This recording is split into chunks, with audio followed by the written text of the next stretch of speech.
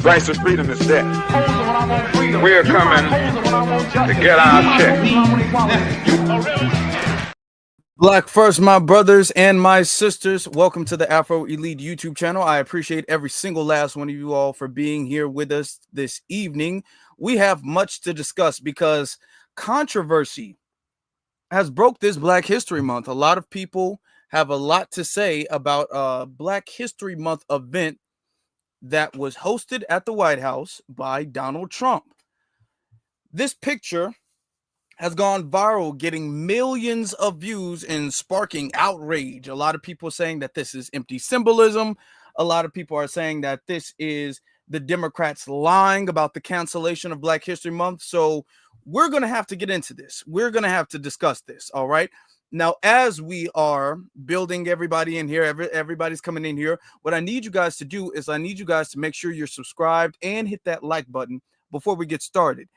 To protect the interest of this channel, what I'm going to do is I'm going to play the copyright disclaimer to let YouTube know that everything we play here is under the guise of fair use. So as I'm doing that, you guys make sure you guys like and subscribe.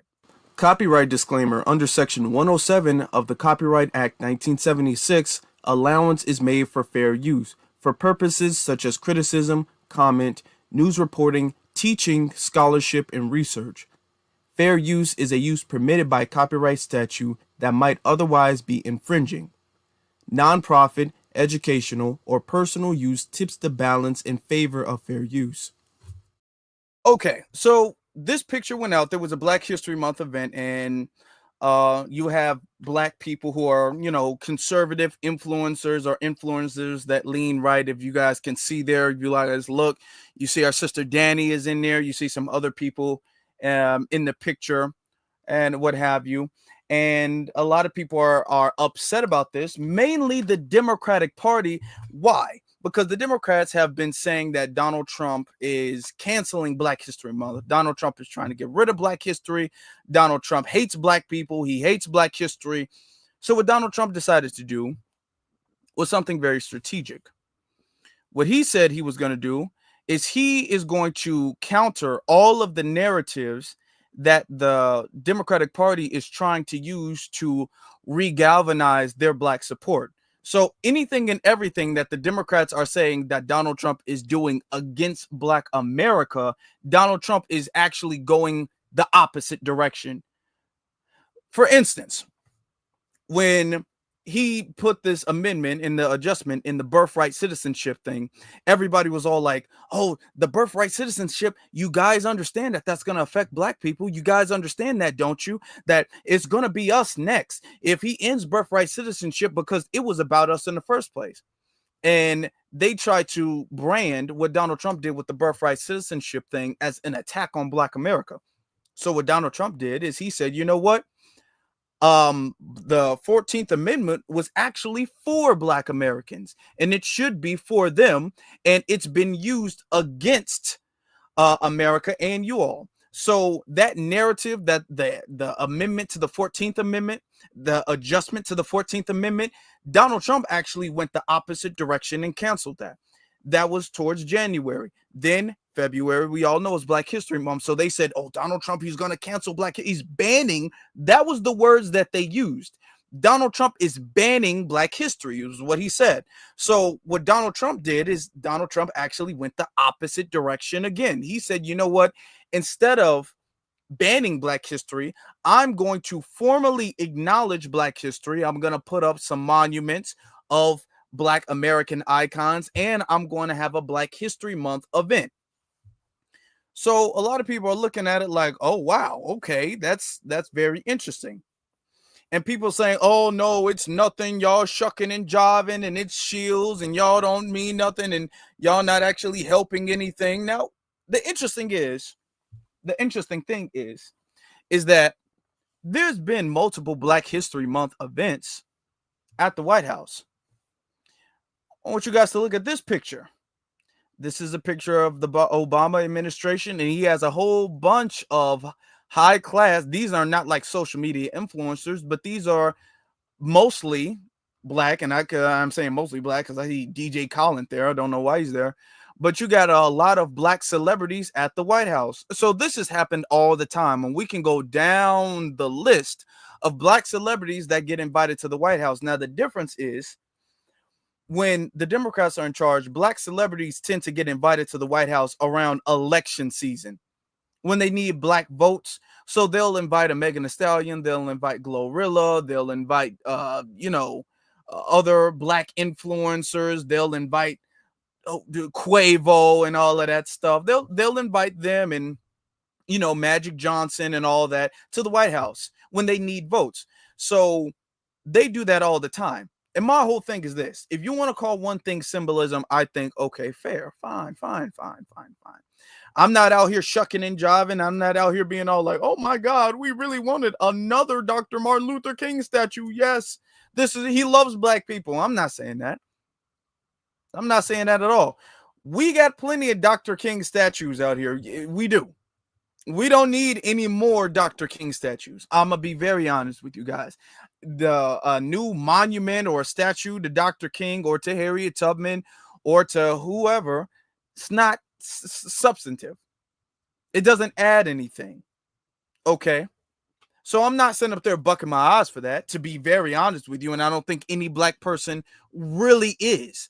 But I do know why he's doing it. He's doing it because if he puts a monument out there, that really makes the argument of he's canceling Black history very difficult to make.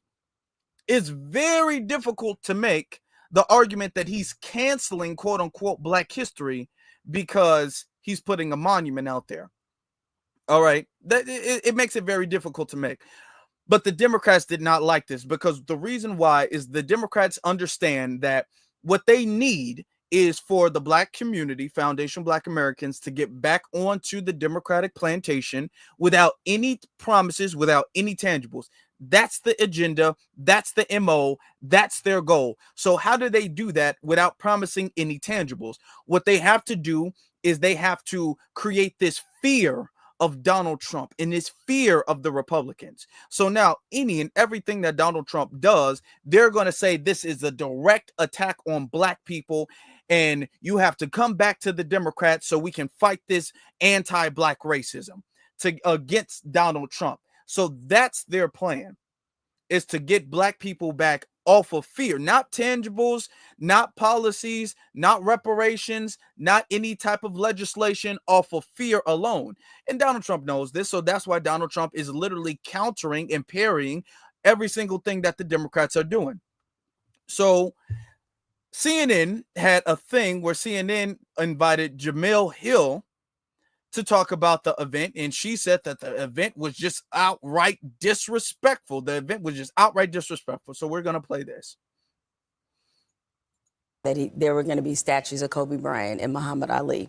So it just seems a little hypocritical that you would be doing everything in your power to sort of outlaw the teachings of what, say, a Muhammad Ali stood for. Like, are you going to tell people that he stood against war, that he stood against these very progressive civil rights issues? That doesn't seem to be the part of it. And what I noticed there from that clip is that he had to read letter by letter about what these people, what these great Americans have done in terms of progress for our country, because it's not something he's familiar with and not something that is natural for him. So I consider this to be an insult, a slap in the face. And frankly, all the people that attended this, look, I guess God bless you if you've never been to the White House and maybe you looked at it as some kind of great experience. But everything this president has stood for and done in the last decade or so has been a complete rejection of what Black history is. Abel, how do you... Everything he's done and stood for has been a complete rejection. Okay, and I'm not sitting up here with no MAGA hat on, and I'm not going to sit up here and defend the honor and integrity of Donald Trump's love for black people. I'm not going to do that. But I'm going to say, is that not also, if we're just going to be honest about it, is that not also what Joe Biden has been doing his entire time? Is that not also what Kamala Harris has been doing the entire time? Is that not also what Obama has been doing the entire time? Like, let's just keep the bar the same level for everybody. That's all I'm saying.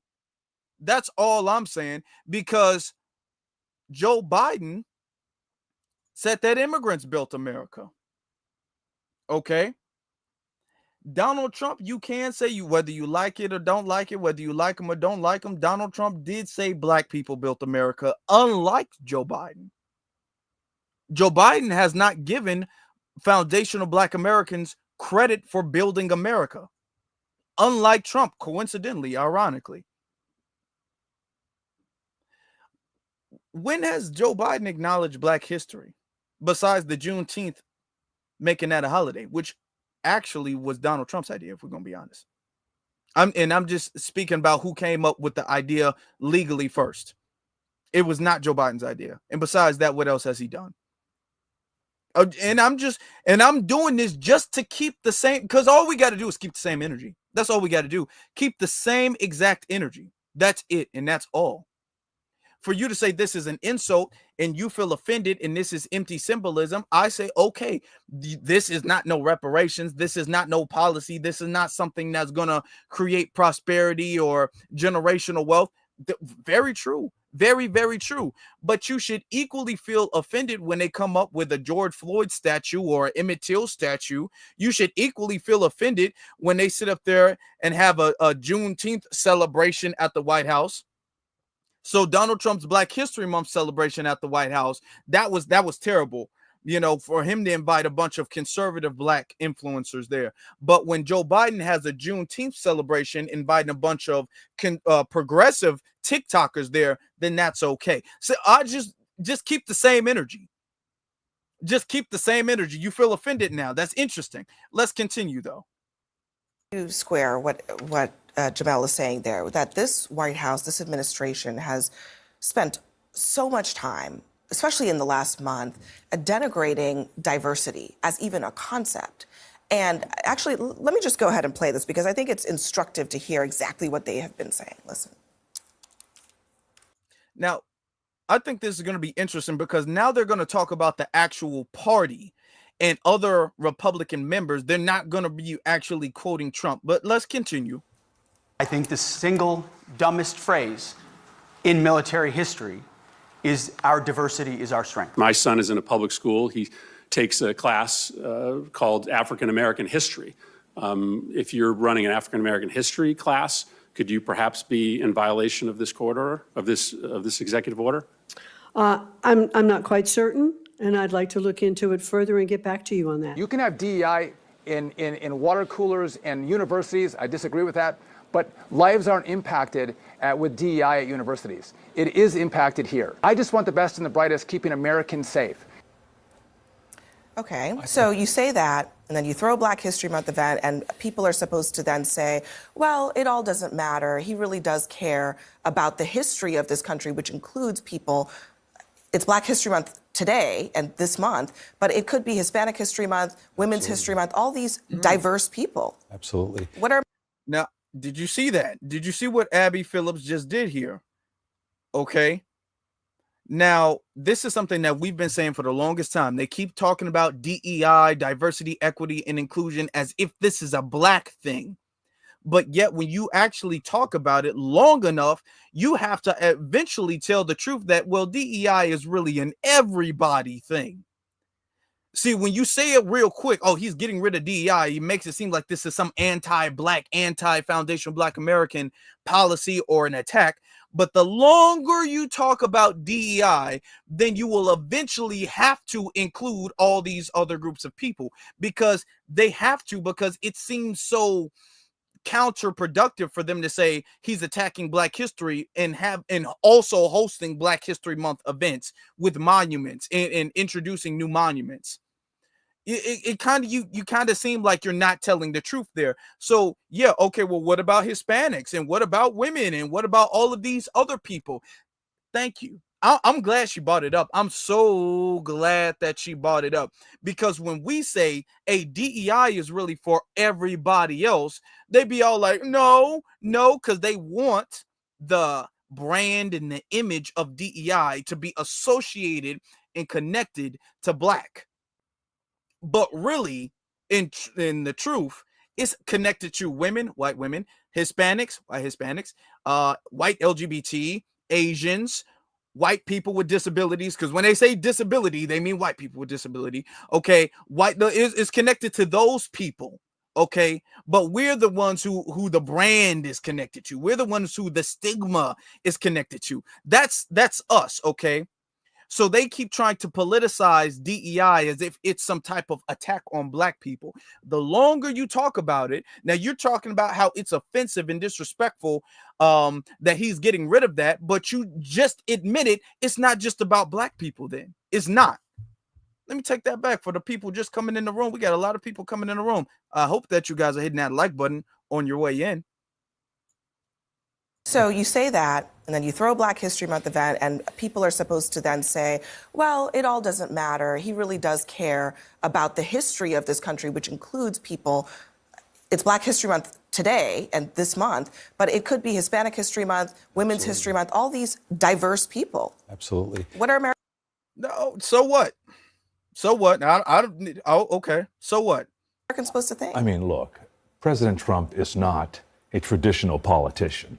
I mean, he never has been. He never will be. So today, when we saw the celebration in the White House, I thought that was a beautiful ceremony. I thought it was a packed house there. I mean, Tiger Woods, I can go on and on of all the people that were there. He made it very clear today, Abby. He said, Black Americans are legends. I'm going to put some statues up. Kobe Bryant. But he's governing in exactly the opposite way. I think what he's trying to do is, on one end, he knows he's got a huge deficit. He's trying to make cuts and move the business, this big government forward. I'm not talking about the cuts. I'm talking about the denigration of people based on this idea of DEI. They tried to blame a plane crash on diversity. Yeah, I don't actually agree with that, to be very sincere with you. I think he looks at DEI more of One thing that's interesting. Now, I will make the public statement about this. I don't agree with him blaming the plane crash or even implying the plane crash had anything to do with DEI. You didn't know what happened with the plane crash. You just, even if it was black people, all black people operating the plane, I don't like that. I don't like the implication that anybody who's not a white man doesn't deserve to be in that position. You got some type of, I don't like that because it's an attack on black. I didn't like that, and I didn't approve of that. You see, all of the people like, you're a Trump supporter. No, I will say things that Trump has done that I dislike and disagree with. I don't agree with that. Okay. Now, what we're going to talk about, what I find is very interesting, is that this is an event of Black history. They're talking about Black History Month event. Notice, I want you to notice something. Notice that there's not really much they can say to criticize the event. They can't really criticize the event. They can't really criticize the fact that Donald Trump is putting out statues. They can't really criticize the monuments. They can't really criticize that, because if they criticize Trump for doing that, they would also have to criticize Biden for doing that. They would also have to criticize Obama for doing that. They would have to criticize the Democratic Party for doing that. And they can't criticize the Democratic Party. They can't make it seem like the Democratic Party is not doing a phenomenal job. So they changed the Black History Month event to, okay, well, yeah, he put on this Black History Month event, but what about DEI? Okay, well, those are two completely different subjects then. You're talking about this event and talking about the quality or the substance of the event, but they can't even really talk about the event. Just notice how they're not really talking about the event anymore. Now they're talking about how the event was somehow hypocritical because of DEI, which Abby just admitted out of her own mouth is about everybody else. Is not just about black people. She has to admit it's about other people.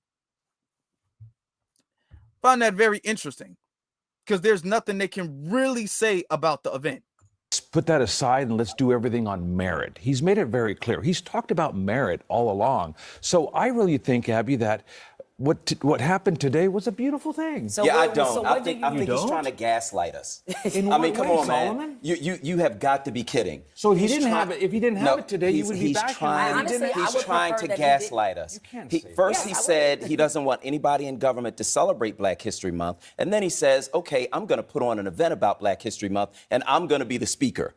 There aren't any black people, really saying anything about what's happening with him. He tried to use DEI as literally a racial slur against us, as if black people are benefiting from anything in this country and getting anything we're not qualified for and don't have to work twice as hard for. Black people have to live in the real world. When the cops come, we're scared because we might not come out of it alive. We walk into a store, if they let us in, we're followed around. We don't get loans when we have the same credit score as everybody else because we're black. We have to live in the real world. You can't gaslight us. We know reality when we see it. This is not real. This is a joke.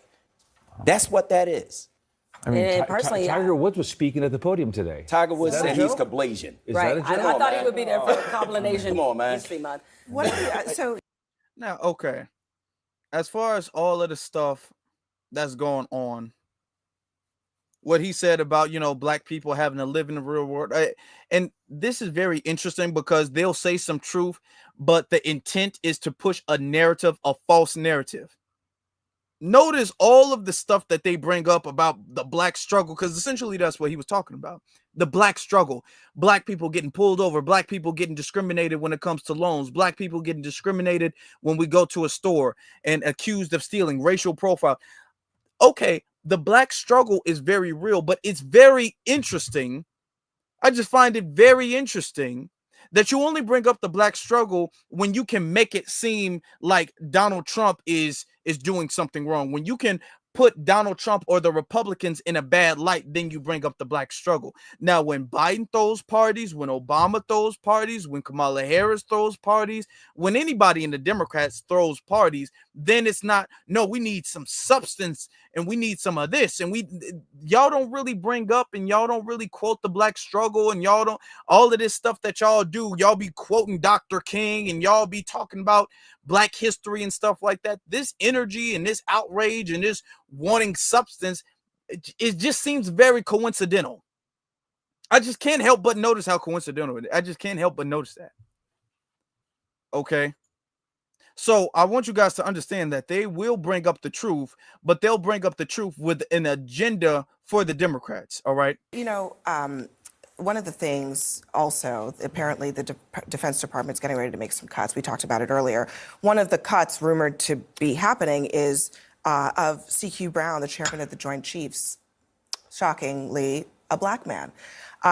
This is not surprising to me because I know the conversation in MAGA world about that. But the idea that maybe one of the first acts of the new defense secretary would be to ask the chairman of the Joint Chiefs, who is a black man who a Republican senator just today said has done a very good job, and he would be surprised to hear if he were eliminated in some of these cuts. Mm-hmm. Kevin Kramer said a month ago that he knows CQ Brown pretty well. They've had disagreements, but he thinks he's doing a great job. Why would this even be a conversation?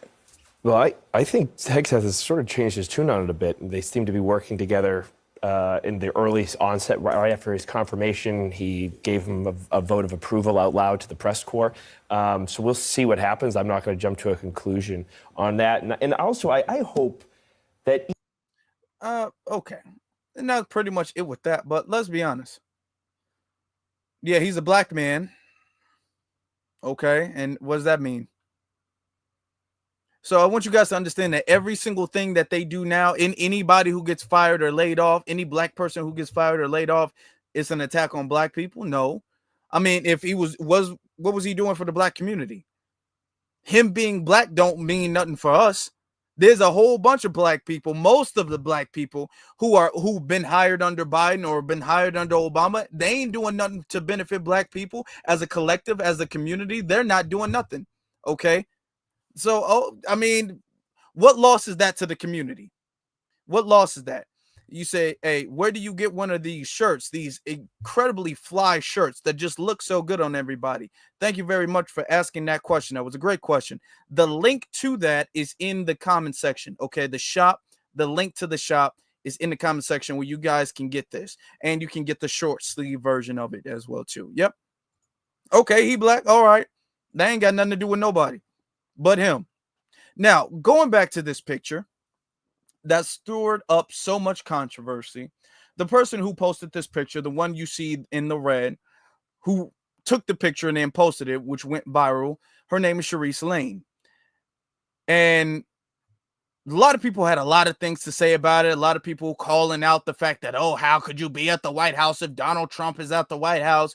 And one of the main people who had something to say about it was none other than Roland Martin. Roland Martin had something to say about it. Roland Martin said that they were the help.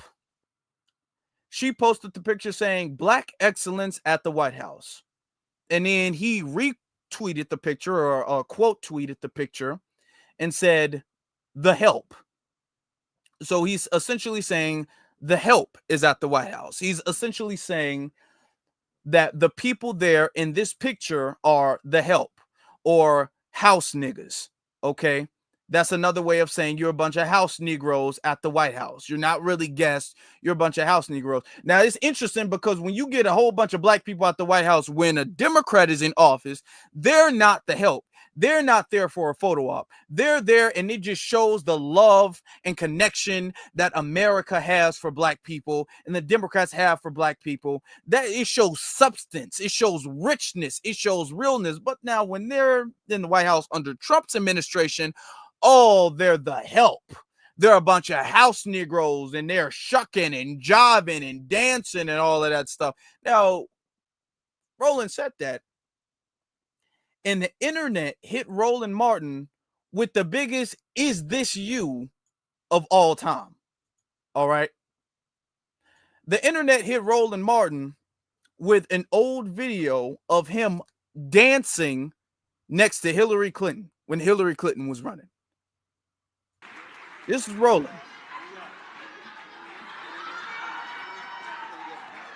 Dancing to no music. I told y'all need the music. Don't let the ass out of. Okay, so this is Roland. He's sitting up there essentially buck dancing for Hillary. Hillary was deliberately told not to do nothing at all for black people, not would. She's the one who coined the term super predators, calling black men super predators. And Roland Martin is up there dancing. He's happy as hell. Literally, now ain't nobody at the White House over here. Ain't nobody was up there dancing in front of Trump, tap dancing and buck dancing. Roland Martin's out there buck dancing. This man is out here buck dancing. As he got the nerve to call somebody else the quote unquote help. So this has gone viral. Many people posted this. This has gone viral. It's got millions of views collectively. I told y'all need the across music. social media. So what Roland decided to do is Roland, and people call him a tether as well. So Roland made a video about it, addressing it. So let's listen to what Roland has to say, shall we? Let's listen to it. Media. And I use this all the time. We used to go to the barbershop, and was always those 2 or 3 loudmouths out there who would say stupid stuff, had no facts, but because they could spin a phrase, because they had a silver tongue, we like, yo, man, he making some sense. Mm-hmm. One of the greatest things about black people is also the bane of our existence. Is that as we have black people who can talk very well, who can enunciate, who can articulate, who it sounds like they are speaking the truth as if they were handed on 2 stones like Moses coming down from the mountain. Not Moses. But then if you actually listen and you fact check what they say, they don't know what the hell they're talking about. They just good at talking. And see, back then, that was the barbershop. We could just go home, okay, whatever. Now he's referring to us, okay? He's referring to channels like this when he's referring to us what he's saying about people who can speak well, people who sound really good, people who look really good like me, you know what I'm saying? He's referring clearly, you know. But yeah, that's who he's referring to. Now they join together with the other crazies on YouTube. Now they on Instagram, now they on TikTok, now they on Twitter, they on Fanbase, they on Snapchat. There ain't nobody on Fanbase. Don't lie. That's that low-key average. There ain't nobody on Fanbase. Ain't nobody on fan base. Y'all keep trying to push that app. Hey, they on TikTok, they on Twitter, they on fan base. No, there ain't nobody on fan base, dude. They on Flickr, they on Tumblr, they on Facebook, they on all. They on Flickr. What is Flickr? Ain't nobody. And who still uses Tumblr? Next, he gonna say we on MySpace. Okay. They on Spills, Spoutable, Clubhouse. They all over the place. What apps are he talking? What? This man bringing up apps I just don't even know of. He said Flickr and Spouse, and are these dating apps? What is this man got confused with his damn food delivery apps. This man, they on Flickr, they on Tumblr, they on Uber Eats, they on DoorDash, they on Postmates. No, man. No. And a lot of us are falling for those false prophets. Because all you actually doing is helping them make a profit. And that's what we're dealing with. So earlier when Greg talked about we've got to go back to what you saw in the 70s and 80s, where you had true black organizing and mobilizing around a series of very specific interests. And I love when these Simple Simon Negroes, you ain't nothing but a tether, which is crazy because I love how y'all think that's an insult. But if you're going to call me a tether, which is a lie, then you're calling Stokely Carmichael a tether. Then you're calling Shirley Chisholm a tether. Then you're calling Sidney Poitier a tether. Then you're calling Harry Belafonte a tether. You're calling Marcus Garvey a tether. See, I love all you anti-immigration Negroes who then act like y'all black nationalists with a conscience, but then y'all skipping over all these black folk who have contributed to the African-American experience who were not born here or whose parents are not from here. Okay. That is 100% false. That's 110% false. We're not calling any and everybody a tether who's not born here or whose parents aren't born here, whose lineage isn't from here. That's not what the word tether is, because we use tether and immigrant differently. We don't use that synonymously. We're not just blatantly calling any and everybody who just happens to be from another lineage a tether. You know, calling Stokely Carmichael, and we're not sitting up there calling them tethers. We're not doing that because they don't behave that way. See, the thing is, in order for you to be a tether, it also has to have, you have to have a certain behavior. Okay, you have to act a certain way. Tether is based off of your actions, okay? Because you can be an immigrant and you can be a rider. You can be an immigrant and you can be on code and you can be pushing black empowerment and fighting against white supremacy and all that stuff. And we got brothers and sisters from the diaspora who do that. That's not Roland. Roland is putting himself in the same light of Stokely Carmichael, and you not supposed to. You think Stokely Carmichael would have sit up there and been don't let that buck dancing like this? You think this would have been Stokely Carmichael with Hillary Clinton? Do you think any of these people that you just named would have been sitting up there doing that with Hillary Clinton? I told y'all no. need the music.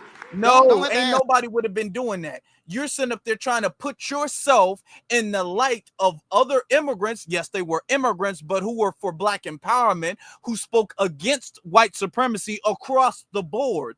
They didn't just speak against white supremacy when it made the Republicans look bad, when it made MAGA look bad, when it makes the Donald Trump look bad.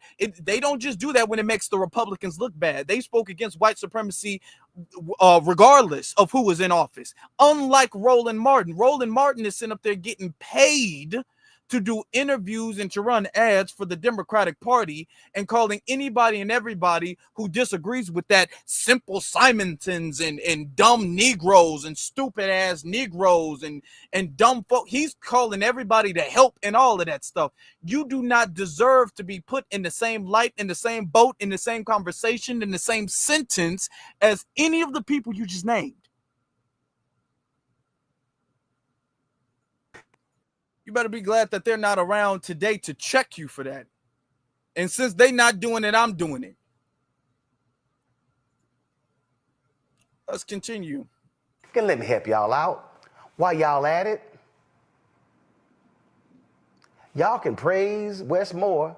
I guess y'all gonna call him a tether too. Look at his roots. See, this is the stupidity that we're seeing take place across our community. These people don't believe in organizing. These people don't believe in mobilizing. All they believe in is tearing down somebody who is doing something. And I just want y'all to understand, mama and daddy, grandmother and papa and mama, papa and mother fortified Roland Sebastian Martin.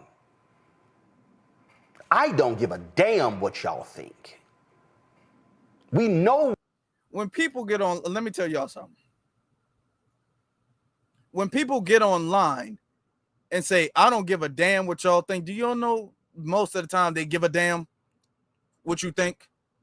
Roland says that all the time. I don't give a damn, but you're always responding to things.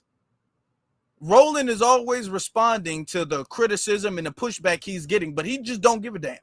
He don't care. He doesn't acknowledge it. He acknowledges it all the time, only to tell you that he doesn't care about it, and he just ignores it and doesn't acknowledge it. He does that all the time, okay? What we're doing. We know who we're impacting. We know who we're educating. And what we are facing right now is an existential threat to the future of Black America. And some of y'all think this is a game. It's not. Reese, the time that we spend here, this ain't just, hey, let's just, what the hell, pass 2 hours. No, it is literally trying to warn people what is coming down the pipe. We try to warn these folk, don't play around in 2016 and let this man appoint some right-wing, crazy, deranged Supreme Court justices. But no, a whole bunch of folks said, man, I saw you dancing with Hillary, you sitting there shilling with the Democrats, and guess what? This man has locked the Supreme Court down with some of the most egregious decisions we've seen in the past decade. Then we give this. Boy, did y'all see the way he just skipped that? Did y'all see that? Y'all peep the way he briefly mentions, because and the only reason why he did this is because he's getting drugged all through the internet. He's getting called tether. He's getting called the Democratic shield. They saying he was buck dancing. So he was so upset he made this response. And he skips over the fact that he was dancing for Hillary Clinton 1,000,000 miles an hour. Oh, y'all didn't vote because y'all said you was buck dancing. And then he skips over that. Well, Roland, yeah, you were buck dancing, no. You can't say that you weren't doing that. He says that real quick and then tries to move right along, move on past that. Dude, you were buck dancing. What is this? This dude was sitting up there buck dancing for Hillary Clinton, dude. So we're not going to sit up there. He says that real class and being like, yeah, but y'all let him do that. No. It's not the fact that you was dancing, honestly. It's the fact that you are not impartial, okay? It's the fact that you, as a journalist, that you call yourself, what you are is a damn shill. You're not no genuine journalist because you cover genuine. Let me tell you something. Let's break something down real quick for you guys. Genuine journalists who have authenticity, they cover everything. They want the truth, the unapologetic, unbiased, nonpartisan truth. That's what a genuine journalist does. A genuine journalist is not going to sit up here and hide corruption, hide illegal actions because it makes a specific political party look bad. Okay? If that is the case, then what you are, you're not a journalist, you're a spokesman for a political party. And if you're a spokesman for a political party, just say that. Just say that. But the thing is that that's not what they say. The thing is that they'll say that they are actual journalists, and they'll even go beyond saying that they're a journalist. They'll say that they're activists. They're journalists and they're activists, yet they refuse to cover any of the corruption from the Democratic Party, any of the racism from the Democratic Party. And as a matter of fact, what's even worse than that, when we, as the grassroots, when we call it out, they'll come in as defense attorneys for the Democrats. When we say, hey, Biden, what about the 94 crime bill? They'll come in and say, hold on, it was the states, it wasn't the federal government. Biden only had control of the federal government. It wasn't about Biden. When we say, hey, what are you guys doing about the anti-black hate crime bill? They'll come in and say, no, that wasn't an Asian bill. That was a bill about everybody. You say COVID, not Asian. They'll come in as defense attorneys for a political party. So how are you a journalist? Journalists don't do that. Journalists don't do that. What you are, you're a spokesman for a party. And Roland, you've already been exposed. You've been exposed as that. And he's upset and he's making this out because this makes his brand look real bad. If Roland Martin could pay $1 million to get this video off the internet, do you understand that he would do that? If he had $1 million to spend, he would scrape up, he would look under the couch, he would look in between the seats of his car, he would do anything and everything he could do to get this video off the internet, this and other videos, because he got some other pictures and videos off the internet, but he can't because he's out here acting as if he's the quote unquote voice of Black America. That's what he's calling himself now. He's acting like he's some unbiased person who speaks the hardcore truth for Black America. But videos and evidence and receipts like these only show that what he is a damn pretty much broke spokesman for the Democratic Party, looking desperately to get a job. This is what Roland Martin is. And every time he gets called out, he gets to lashing out on the internet. He gets to calling people simple Simons, and he gets to calling people names and calling people stupid and saying people are dumbasses and saying people are Sambo coons working for MAGA. This is what he does every single time. He does this every time. Notice anytime he gets drugged, anytime there's receipts on Roland ain't bringing up the receipts. Roland can't defend what Roland is doing. He can't defend buck dancing for Hillary Clinton. He can't defend buck dancing and shilling for Kamala Harris. He can't defend being paid and not being transparent about the fact that he was paid to do an interview with her. He can't defend those things. So what does he do? He gets on his little YouTube channel that he plays the same video like 5 times in a row. The same live stream gets played 5 times in a row with a different damn title. And he just snaps off on everybody who calls him out. That's all he does. If he had a defense for it, he would bring up the people who criticize him and he would debunk that. But no, he can't debunk that because he's caught red-handed. He's caught in 4K. He's caught in 4K. This man's been caught in 4K and it's all over the internet. So what does he do? He just calls people dumb. He calls people simple Simons. He curses people out. He says, we don't know a damn thing. That's all he does because he can't defend himself. He couldn't if he tried to.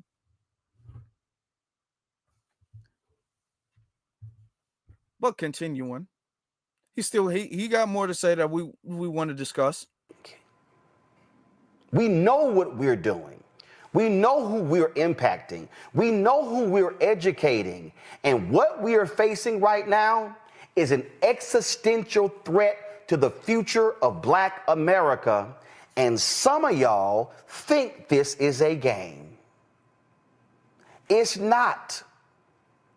Reese, the time that we spend here, this ain't just, hey, let's just, what the hell, pass 2 hours. No, it is literally trying to warn people what is coming down the pipe. We try to warn these folk, don't play around in 2016 and let this man appoint some right-wing, crazy, deranged Supreme Court justices. But no, a whole bunch of folks said, man, I saw you dancing with Hillary. You sitting there shilling with the Democrats. And guess what? This man has locked the Supreme Court down with some of the most egregious decisions we've seen in the past decade. Then we give this fool a shot to come back to replace two of the hardcore folk when we could have voted for Vice President Kamala Harris. And then if Alito and Thomas decide to resign, flip the court. That wouldn't have happened. The court, let me tell y'all something. If, notice he using the words if, and I was saying this during the election, okay? The court is not going to flip no damn time soon. It was damn sure not going to flip under Harris. You was not going to have two Supreme Court justices drop out and resign under Harris. That was not going to happen. And there was nothing Harris could have done, even if she won. I want y'all to understand. They were like, oh, look at the courts. The court was going to stay the same exact way, whether she won or didn't win.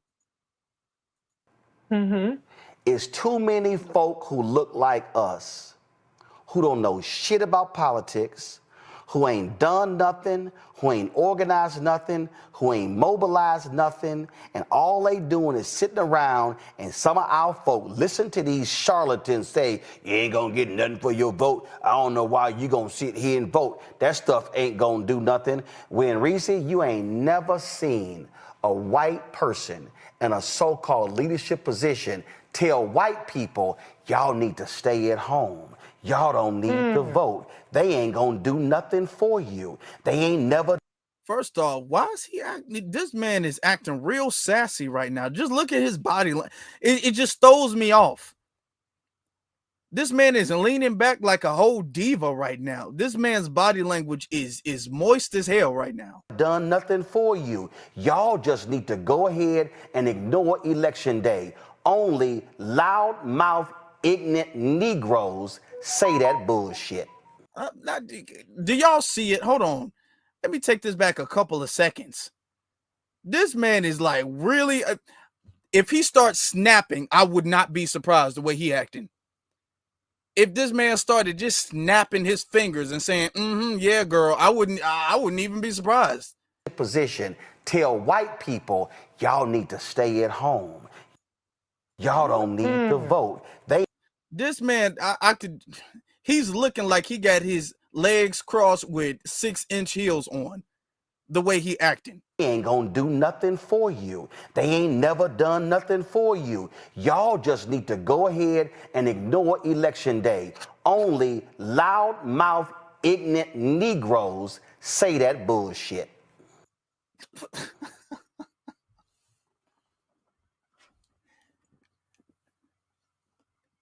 Now, when you look at this, are you guys surprised that he had that butt naked man on his iPad? Is anybody surprised when sometimes Roland be telling on himself? When you see that, that's why when the whole controversy broke out about his iPad, let's be honest.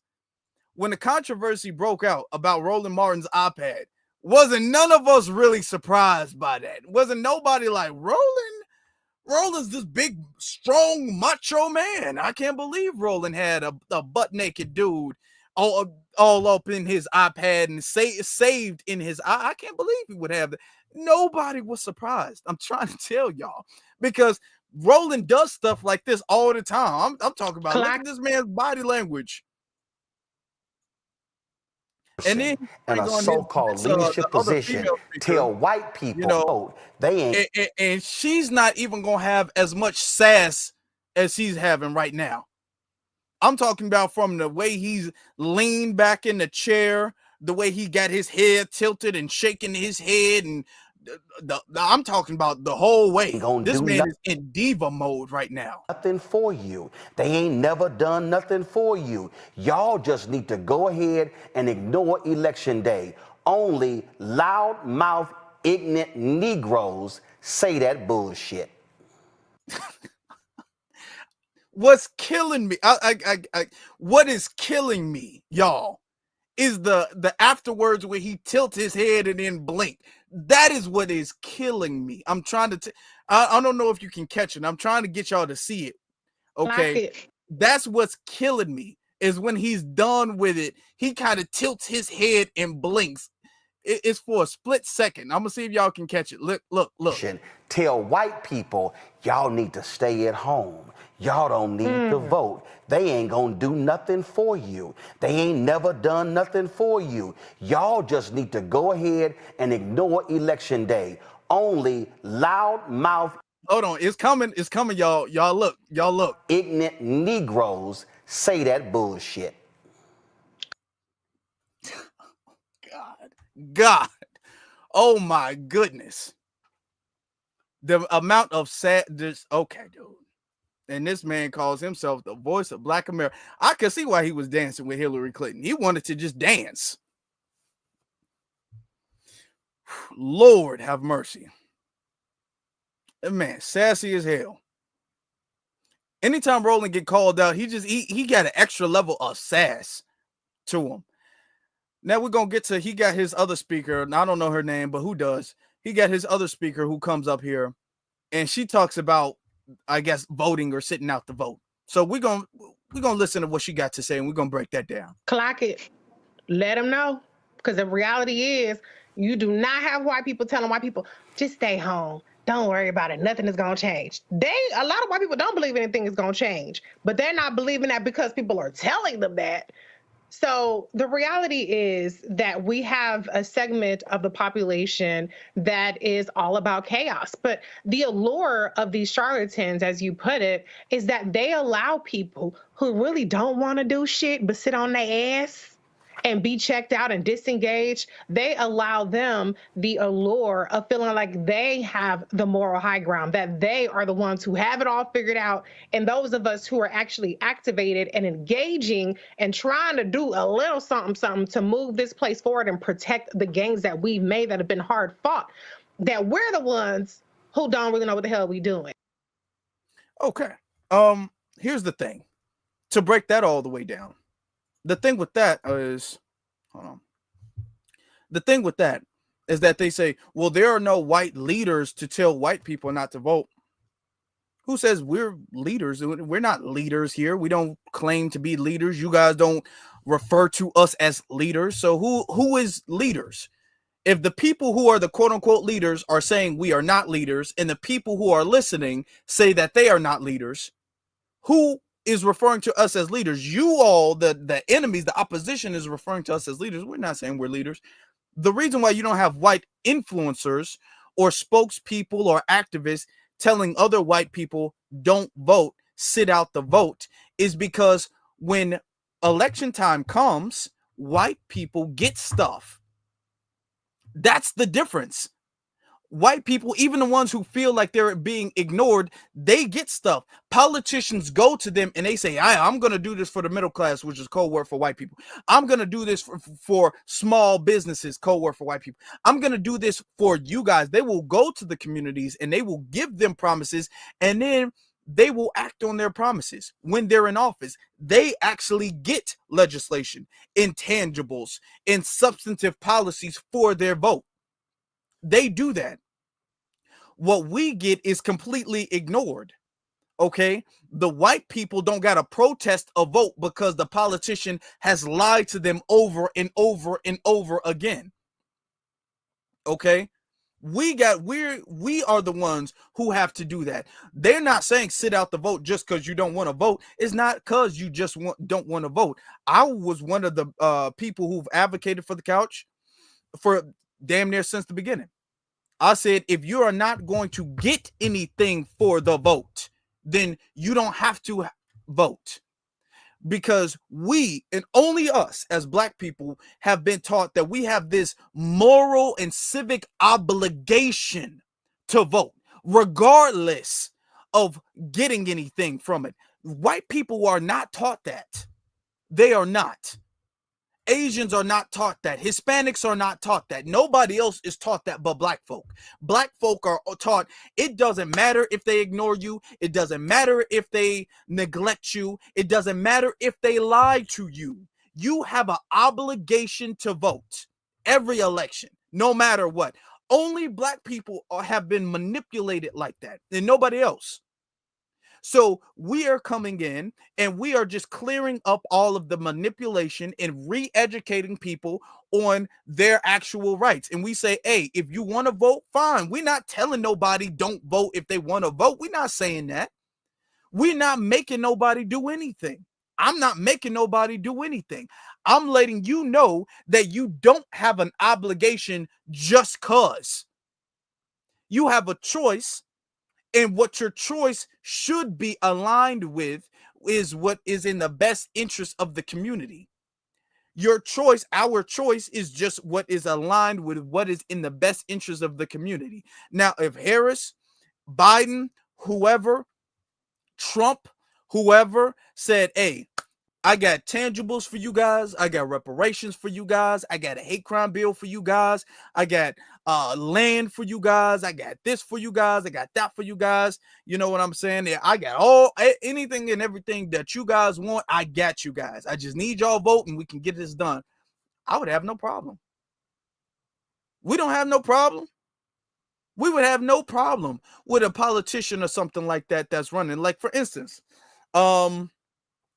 Marcel Dixon, when Marcel was running for Congress, did we say sit out the vote? No. The grassroots supported his election, supported his campaign. I mean, we supported his campaign because his campaign promises aligned with our values and aligned with what we wanted and what was in the best interest of Black America. So because his policies aligned with what we wanted, we supported his campaign. That's how we do it. We didn't say, well, we're not just going to vote. It don't matter. We never going to vote ever again. When have we said that? When have I ever said that? When has Tariq ever said that? When has anybody ever said that? Jason, Professor Baxter, when has anybody ever said that? We've never said that. We've never said, no matter what they promise, no matter what they do, don't vote. Never. We are just saying, don't let them sit up there and manipulate you into thinking you have some type of obligation to vote for them. And don't let nobody also manipulate you into thinking that it's the lesser of two evils. So you should ignore the fact that this politician is openly admitting that they are not going to do anything for you, but they're just the lesser of two evils. So you got to vote for the quote unquote lesser of two evils. Don't fall for that manipulation. That's all we were saying. And we have to say that because it only affects us. We are the only group of people who a politician relies on 100%. Their entire campaign relies on the Black vote, damn near 100%. If they don't have it, they won't win. There's no substitute. There's no exception. They 100% rely on the Black vote to win, yet they ignore the Black voters. They ignore their Black constituency time and time again. We're the only people who do that. Okay?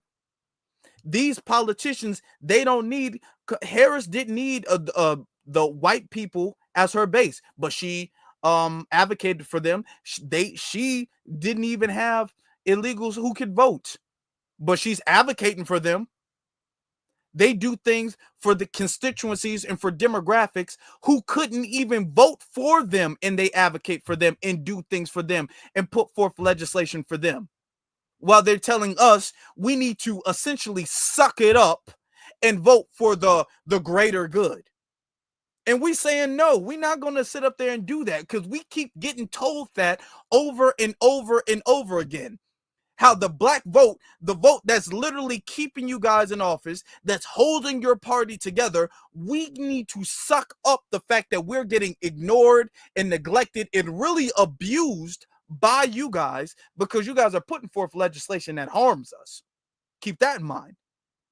We're getting abused, neglected, and ignored by you guys, but we need to quote unquote suck it up for the sake of democracy. We need to turn the other cheek and ignore all of our abuse and all of our pain so you guys can stay in office because y'all the lesser of two evils. No, we said no. We said no. We weren't out here. Most Foundation Black Americans weren't out here with no MAGA hats on at all. But we said, hey, if y'all not going to get it together, we gonna just let the chips fall where they may. The chips fall where they may.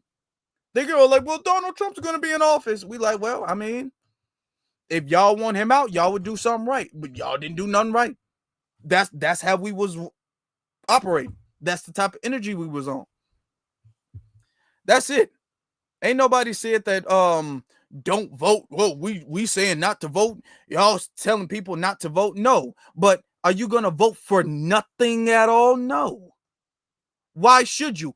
Ain't nobody else voting for nothing at all. You talking about they never tell white people not to vote because they get something every damn time, whether they vote or not. They get something every time, and they don't even gotta vote for it. Y'all make sure y'all don't ignore them. Y'all make sure y'all don't ignore them. They get something every time. We the only ones who don't get nothing but get told we got the responsibility to vote. And nobody's even telling white people who don't vote, because there's a whole bunch of white people who don't vote. Nobody's morally castrating and shaming and demonizing them. All of the white folk who don't vote, they don't get demonized. And they get stuff. So no, we gonna keep the same energy. We're going to keep the same energy. If you're going to ignore us, that's fine. But everybody else getting ignored too. That's how it is. That's how we're going to do it. No longer are we going to keep the same damn status quo where the black voters got to turn the other cheek and we got to suck it up and we got to just roll with the punches for the quote unquote greater good. Damn the greater good then. If we can't benefit from this greater good, can't nobody benefit from the greater good. I don't even want to see the greater good. Because if I can't benefit from the greater good, I don't want you to. I'm selfish like that. Can I say it? Can I say it, to be honest with you guys? I'm a selfish person like that. I feel like if black people can't benefit from the greater good, can't nobody have the greater good. Ain't no greater good for nobody. If I gotta suffer and my brothers gotta suffer and my sisters gotta suffer, everybody gotta suffer then. Ain't no greater good for nobody. No. We gotta turn the greater good for damn democracy. If I can't benefit from democracy, I don't want you to benefit from democracy. Look, you could call me a hater. You could call me a hater. I guess. Oh yeah. Oh yeah, if you can call me whatever you want to call me. You can call me selfish, you can call me ignorant, you can call me a hater, you can call me whatever you want to call me. Okay. But if I can get it, not only do I not want them to get it, I'm gonna make sure they don't get it. How about that? I'm gonna go above and beyond this time. Yeah. If I can't get it, not only do I not want you to get it, I'm gonna make sure you don't get it. That's how I'm on. That's the type of energy I'm on. No. If I'm hungry, everybody got to be hungry. If I'm hungry, I'm wasting the food. Can't nobody eat. Because I'd be damned if I'm cooking and serving the food so they can eat, and I get told that I'm a hero for the greater good. I'm starving. Okay, you can see my damn rib cage and everything like that. But I got to sleep hungry for the greater good. Damn the greater good. Okay, if I see my ribs, I want to see the Hispanic community. I want to see the Asians. I want to see the whites. I want to see everybody got to have their ribs showing. Everybody got to be hungry. Everybody got to be thirsty. That's how everybody got to be. Okay, it'd be damn if I'm sitting up there shivering in the cold because I can't have a coat and everybody else is in Gucci and Versace and no. If I'm cold, everybody got to go. That's it. That's it. If I'm cold, everybody got to be cold. That's the type of time I'm on. Now, if I get a coat, I guess. I guess you can get a coat. If I got a really nice fur coat, and I'm talking about the fur coat that Denzel Washington was wearing in American Gangster. Okay. I'm talking about a Frank Lucius fur coat. That's the type of coat. If I get a coat that's real nice like that, then I guess they can get a coat. I guess I ain't that much of a hater now. I ain't that much of a hater. I'm talking it's gotta be a nice fur coat. I'm talking about thousands of dollars for it's not a fur coat you can get at no Target or Walmart or nothing like that. I want a Frank Lucius fur coat. Okay. If I got and the hat to match, you can't have the coat without the hat. You can't have the coat without the hat. You can't have the coat without the hat. If I got the coat and the hat, and to be honest, I might be petty. I want some leather gloves too. Some nice boots. The boots gotta match the gloves. The boots can't just be. And I want them all to be nice. If I have the boots, the gloves, the hat. I'm not a scarf person, but I want a scarf too. Just to hell with it. I might as well. If I have the boots, the gloves, the hat, the scarves, I guess they can get a coat. I ain't petty like that. I ain't heartless now. I ain't heartless. If I get it, I guess y'all can get a coat too. I'm warm. It's cool. It's all about love. It's all about, we good people here. We're righteous people here. I ain't no heartless person. But I'm talking about it gotta be nice now. It gotta be nice. Okay. And if I got that, they can have a coat too. I ain't even tripping. But if I don't get a damn $1,000 coat on, if I don't got my damn Frank Lucius coat with the hat, okay, with the hat. Now I ain't tripping on the glove. I ain't tripping on the scarf. I do want my glove. I like gloves. I ain't tripping on the scarf, but I need to, at the very least, and I do got some boots, so I ain't tripping on the boots, but at the very least, I need the coat, number one. I need the hat and the gloves. Okay? If I don't get all three of those things, ain't nobody get no coat. That's how I'm on. That's the type of time I'm on. Can't nobody get a coat. Can't nobody get a glove. Can't nobody get a scarf. I want you freezing cold. We're going to all freeze. Okay? We're going to all get 3rd-degree burns. We're going to all die of hypothermia if I can't get a whole Gucci coat. If I can't get a damn Frank Lucius, Denzel Washington coat in American Gangster, I don't want nobody to have a damn thing. We all got to freeze. That's it. It's for the greater good. No, it ain't. Hey, I'm the greater good. Okay? Y'all talking about we need to sacrifice for the greater good. We are the greater good. Talk about sacrificing for the greater good. That's me. What I want is the greater good.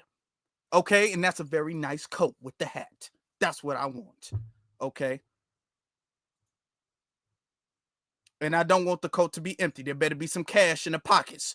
Y'all know how every time it's winter time or whatever the case is, you put on an old coat and there's some cash in the pockets. I want cash to be in the pocket of my coat. I don't want to pull out no lint. I need there to be some dollars in the pocket of my coat. Okay, that nice good chinchilla coat. I need there to be some cash in there too. Okay, I can't be walking around with this nice coat broke. No, there got to be some cash in the coat. All right, now. Is that unreasonable? I don't think so. I don't think it's unreasonable at all. Now, come on. But going back to the picture, as you can see, we had our sister Danny in the picture. And what was interesting about that is the Shade Room actually invited her on to discuss Donald Trump's Black History Month event. So we're going to get into that. Okay. We are going to get into that. So before we get started, let me shout out the super chat. The super chat from our sister Nisi says, TAMAR, the abuse, misuse, and refused, i.e. FBA. Yeah. Yeah, that's us. And we just be damned if we sacrifice and vote for the greater good of everybody else so we can get stepped on. No. And thank you very much for that. And then shout out to Miss Incognito for the Cash App. I appreciate you. But going to the Shade Room's conversation that they had with her. So this was them at the Shade Room. I'm going to fast forward a little bit because they kind of just talk a little bit about the event or whatever. And we're going to get... We're going against this Democrat machine, which is Chicago. Chicago been corrupt for a very long time. Hold on, let me take that a little bit. Hold on. Let's say Chicago. We're gonna take it back right here. Black history. Mm-hmm. Did they serve food? Yeah. What they have on the menu? Hold on. Every time she. They had, I don't know, because I didn't even, I don't eat all that, so I didn't even know it was food. So You eat all of what? I don't eat just anything. Yeah, I'm a trainer, so I don't eat a lot of things. So they was talking about, everybody was like, "Did you taste the something that you say?" I said, "No, I didn't even know they had food." So yeah, they said it was a lot of food there. Okay. All right. Now I gotta ask. So, what was the biggest takeaway from the event, Daniel? What was like when you like sit back and think about it? Like this is kind of fire. Yeah, because see, we're Chicago flips red, right? And so we going against this Democrat machine, which is Chicago. Chicago been corrupt for a very long time. What that's it? That's like Chicago. So Chicago wait a minute. flips red. So you from Chicago, right? Yes. So you understand when I say this next statement. Right. Yeah, you I'm what? You tweaking. No. Not at all. Not at all. And like super bad. No, yeah, no. Right. To flip Chicago, and we came close. It was like what, 34%? So we're making grounds. The Democrat Party is done in Chicago. And we got like what? Maybe 2 more years? Oh yeah. We did all of this in maybe like 9 months. It's over for the Democrat Party in Chicago. And then we plan on taking it to every Democrat ran state and flip that. We're not playing. Girl, if you don't, I know Kiki got a question, but if you don't get your tweaking, like I can't help it but say I respectfully, and I get it. Like for me, I don't believe in, and this is my mistake. I don't believe in either one of the parties. I believe in what Ice Cube proposed is a contract for Black people. I want to hear from each party and what they're going to really do for Black people. I don't want promises. I don't want you to say you're going to do this, to get in office and accidentally forget about us. So I think that's really it. It's now one thing, and I'll let this play for a little bit. So they started, they invite her on, they start socializing or whatever, asking her about how the event was. Then they're going to get to the questions. All right. Now, one thing that they all say, whether it's the Shade Room, whether it's the Breakfast Club, whether it's anything, okay, they all say, hey, I'm not a shield for a party. You know what I'm saying? There's things about the Democratic Party I dislike or whatever the case is. I want what's best for Black people. I don't like empty promises. They all say that, but yet they will sit here and advocate and vote for somebody who will tell them no. They all like, yeah, I like what Ice Cube did with Contract for Black America.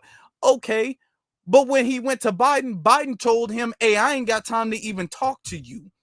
And Biden didn't make any time to talk to Ice Cube about the Contract for Black America in the whole 4 years he was in office. But y'all still acted as if Biden should win or Kamala should win. And now on the Shade Room profile, y'all didn't hold the Democrats accountable for nothing at all. And as a matter of fact, anybody who actually did hold the Democrats accountable, you guys were saying they're MAGA, they're agents, they're Russian bots, they're all of this stuff. You guys echoed every single thing that the Democrats said, that the DNC was saying. But then when you guys get on a platform where you guys have a dialogue, then you be all like, hey, well, I'm not really for neither party, to be honest. I'm really not for neither party, but I only really have criticism for one of the parties. I'm only going to talk bad about one of the parties. I'm going to ignore, excuse, rationalize, and justify all of the racism from the Democratic Party, but I'm not really for them. I'm only for Black people. That's what they all say. That's what they all say. Let's continuing though. I'm telling you, that's what they all say. It's really interesting to think flipping Chicago red, you're gonna have good luck downstate Illinois, of course, because we know what primarily downstate Illinois is made up of. But like outside and the west side of Chicago and even the north side of Chicago, and then then you got Wilson, and that's tough. I'm telling you, they ready. If you're on the streets, see, what the Democrat Party did was they messed up when they allowed all these illegals to come in, and then they tried to put them in our neighborhood. See, they messed up because they never thought they did it with New York. They did it with California. They allowed that. Chicago, we wasn't going. So when they tried that, and then you're gonna try to tax us $300 million and say, and then double down and tell us that you're not gonna even let Tom Homan come in here and get these illegal criminals that's in my neighborhood. Well, I got a restaurant on every corner where I pay taxes. You a doggone lie, Brandon Johnson and Brett Wrinkle and all the rest of y'all. It's over. We're not playing because see, they played in our face and they thought that we was going. And we have so many Black citizens going up there because they literally took their homes. We had elderly Black women in Chicago. They're still in Black people's homes. And now we got these women, Jessica Jackson and Zole up there fighting because you all stole their homes all while paying for illegals to get in homes. Y'all done lost your mind. It's over. It's over. Now who keep calling you, friend? Huh? Who keep calling your phone? No, what happens is whenever you play the video, and I gotta, then I gotta put. Okay. Yeah, well, let me ask you this. How do you feel about the Trump administration banning Black history in schools and forcing corporations and universities to get rid of DEI? Okay, well, Black woman from Chicago. I love it. You love it. You love banning Black history. Yeah, no, I love the whole concept because you love banning Black history. That's not what's happening. Is Trump somebody who promotes Black history and all of that stuff? Does he have a history of doing that? No, but is he banning Black history? Can anybody bring up when he ever said he was going to quote unquote first off, the word ban Black history? That's a pretty big thing to say. How does one really let's think about this logistically speaking. How does one ban Black history? Just logically thinking, if he wanted to do it, how would he even go about doing that? If he wanted to ban Black history, if Trump wanted to, okay, how would he do that? That's number one. Number two, he's never said that he was going to do that. He's not done that. He's not banned any Black history. There's no legislation that Trump has signed, no executive order that Trump has signed to say Black history has been banned. It's just not happened. So you're asking her, how do you feel about something that is not happening? That is not happening. But let's continue. I don't understand. It started with the DEI Act didn't benefit us. I've been trying to tell people on Facebook before all of this that for 2 years, 3 years now, when they tried to push that garbage on us during the lockdown, I've been trying to tell them, you got to see what's happening. And you got to see what's happening. That DEI, that don't benefit us. They bringing all these illegals in. They're now, if you notice, it's brown and Black. People of color, marginalized communities. So all Asians, those are the people that's getting all the DEI work, and we're only 4%. They use our plight and under the umbrella of us, but they lump everybody else in, and now everybody else benefiting but us under our plight. So we're not allowing that. So that DEI, I'm perfectly happy with that, because now they was trying to let these illegals come in and they benefit from that, and we see that in Chicago. So I love that. Now with the Black history and things in school, you still have to understand that because the Democrat Party is so wicked and evil, they wanted to push this LGBTQ whatever into the kids, into the schools. Now where do it stop at? Now we got history, but now they want Satan school. They want to have after school programs. See, where does it stop at? So you don't like the LGBTQ community, Q plus community so much that you would rather sacrifice Black history being taught in schools? No, they was already sacrificing it, because see, they were complaining that they was under Black history is in the schools. Now we can lump in everything else with it. The mom's like, hold on, we're not okay with you being able to tell our kids about that stuff they was pushing, LGBT stuff. So that's why you have to stop now. When you look at it as a whole, you got to stop everything, because these people always hijack our plight with them, and now that's what we allow. So now Black history, LGBT history, whatever like that, we can't allow none of that.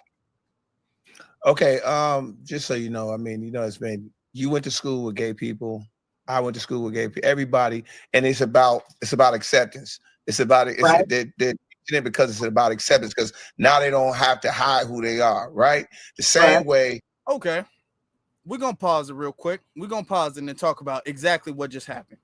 So right then, and as you can see, then now they're bringing up the chat room. They're highlighting things in the chat room.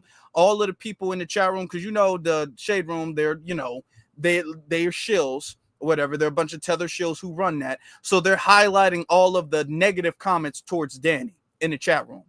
Now, what she was saying was, okay, and it's easy for me to break it down because I'm not like debating somebody right now, so I can really, really elaborate and break it down.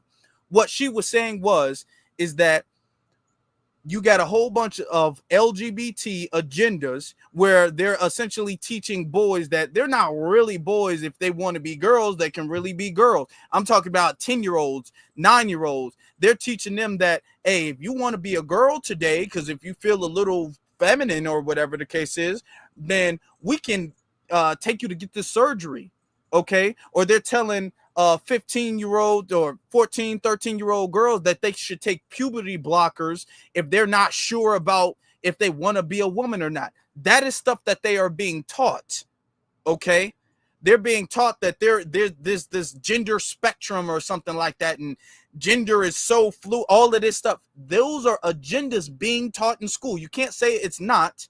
You can't say it's not being taught in schools, that a boy can go into a girl sport and say, hey, I want to be a girl and compete against actual girls. That is being taught. And then if we push back against that, they be all like, well, it's, hating on the LGBT community, that's really the same as hating on black people. What if we stop teaching black history? So black history, which is not even being taught in school, really at all, okay? And we talked about that on the last episode of For the Culture. Black history is not being taught in school. And they use the guides of, well, you got to teach about black history and we got to be progressive. They use the guides of being quote unquote progressive as a ramp to leapfrog all of these other agendas. So not only is black history not being taught, we are actually being used so other groups of people can push their agendas ahead of us. That's what she's talking about. And it goes up, well, you just don't like black, you hate LGBT. It's not nothing about hating LGBT. That gaslighting thing, when you correct the fact that, hey, this is a wicked agenda being pushed, is not about hating nobody who's LGBT. It's not about that. Okay? Because you got a bunch of people, let's be honest, most people, whether you're straight or you're gay, most people feel like that is too much. Most people, whether you're straight or gay, feel like telling an 11-year-old that they can take puberty blockers is too far. Most people, whether you're straight or gay, feel like there should be separate locker rooms for males and females. Most people, whether you're straight or gay, feel that there should be separate bathrooms for males and females. Whether you're straight or gay, feel like there should be separate sports leagues for males and females. It's not like if you're a straight person and you disagree with that, then that makes you quote unquote homophobic. Most people who are somewhat sane in their mind feel like that is bad and it shouldn't be allowed, especially in children's schools. There's really a general consensus across the board with that.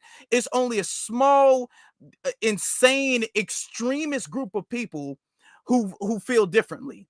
but the dominant society highlights that and makes it seem like that small extremist group is much larger and significant than it really is, and they push that agenda in the schools. That's what really happens.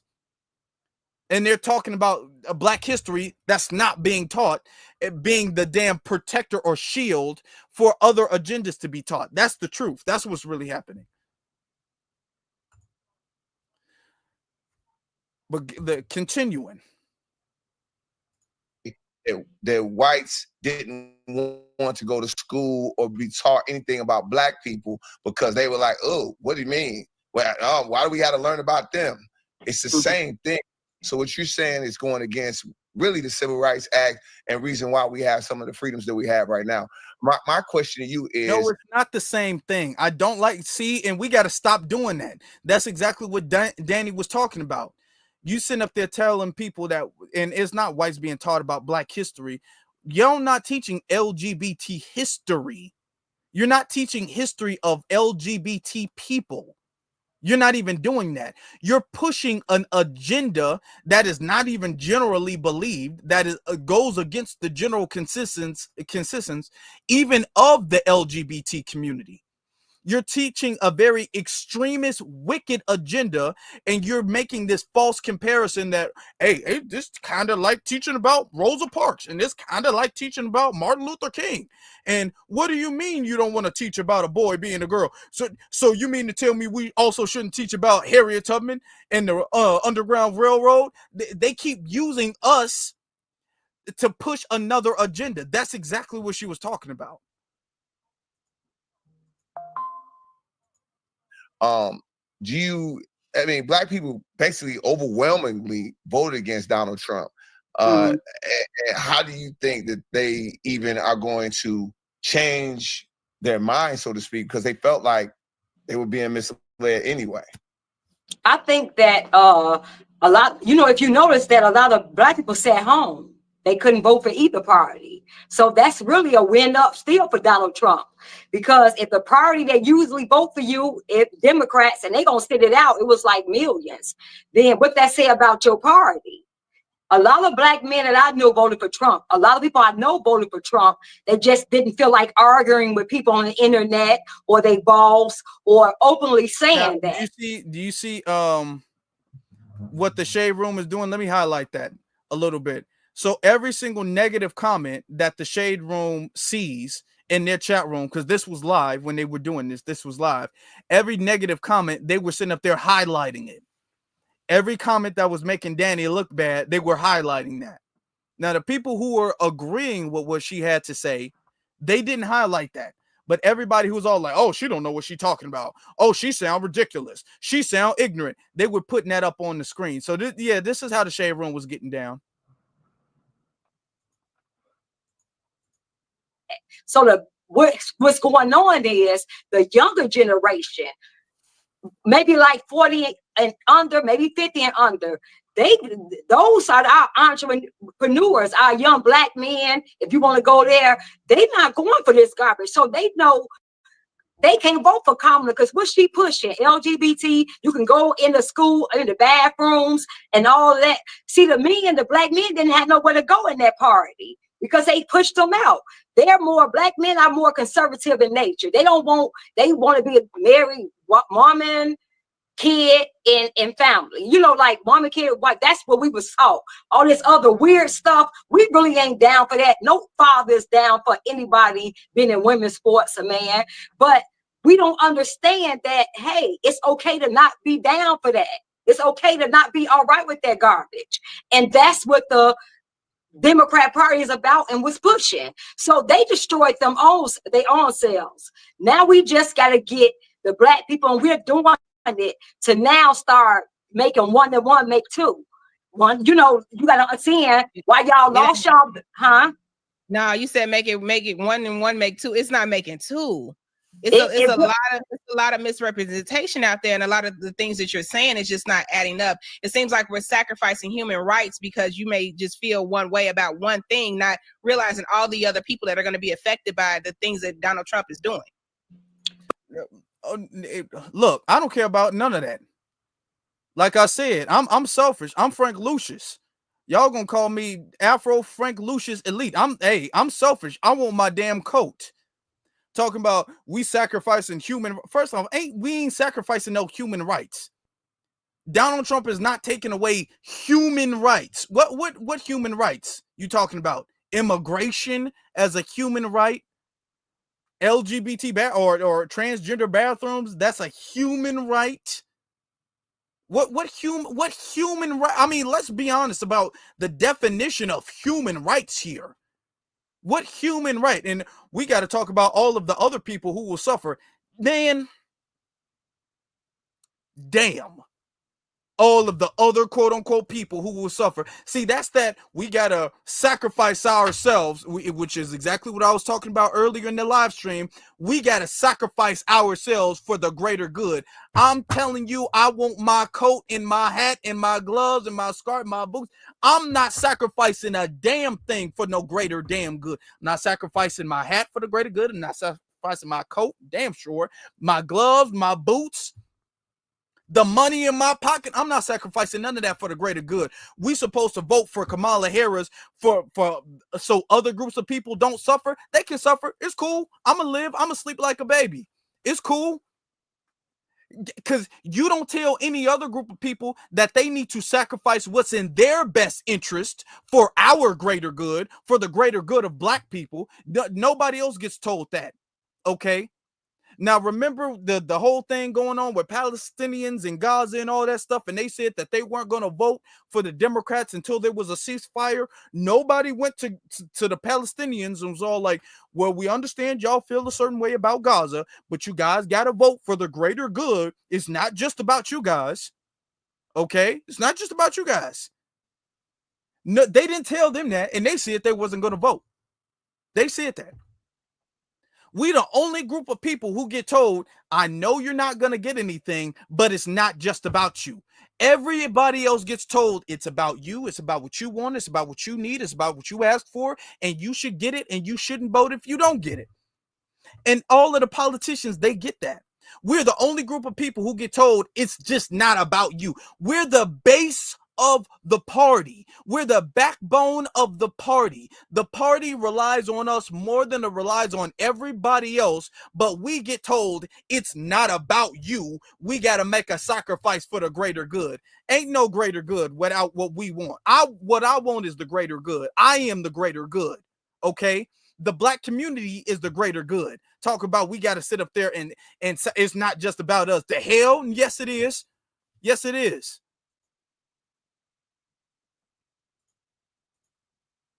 But if you think about it, okay, let's just even think about it. If they took Black history out of school, right? We're going to stop teaching our kids about, we're going to let somebody dictate to us what our Black history and when it should be taught. Like that should be something what you're doing, sis. That's exactly what you're allowing. That's the scariest thing in the world for me, for them to take Black history out of school. And I'll tell you why.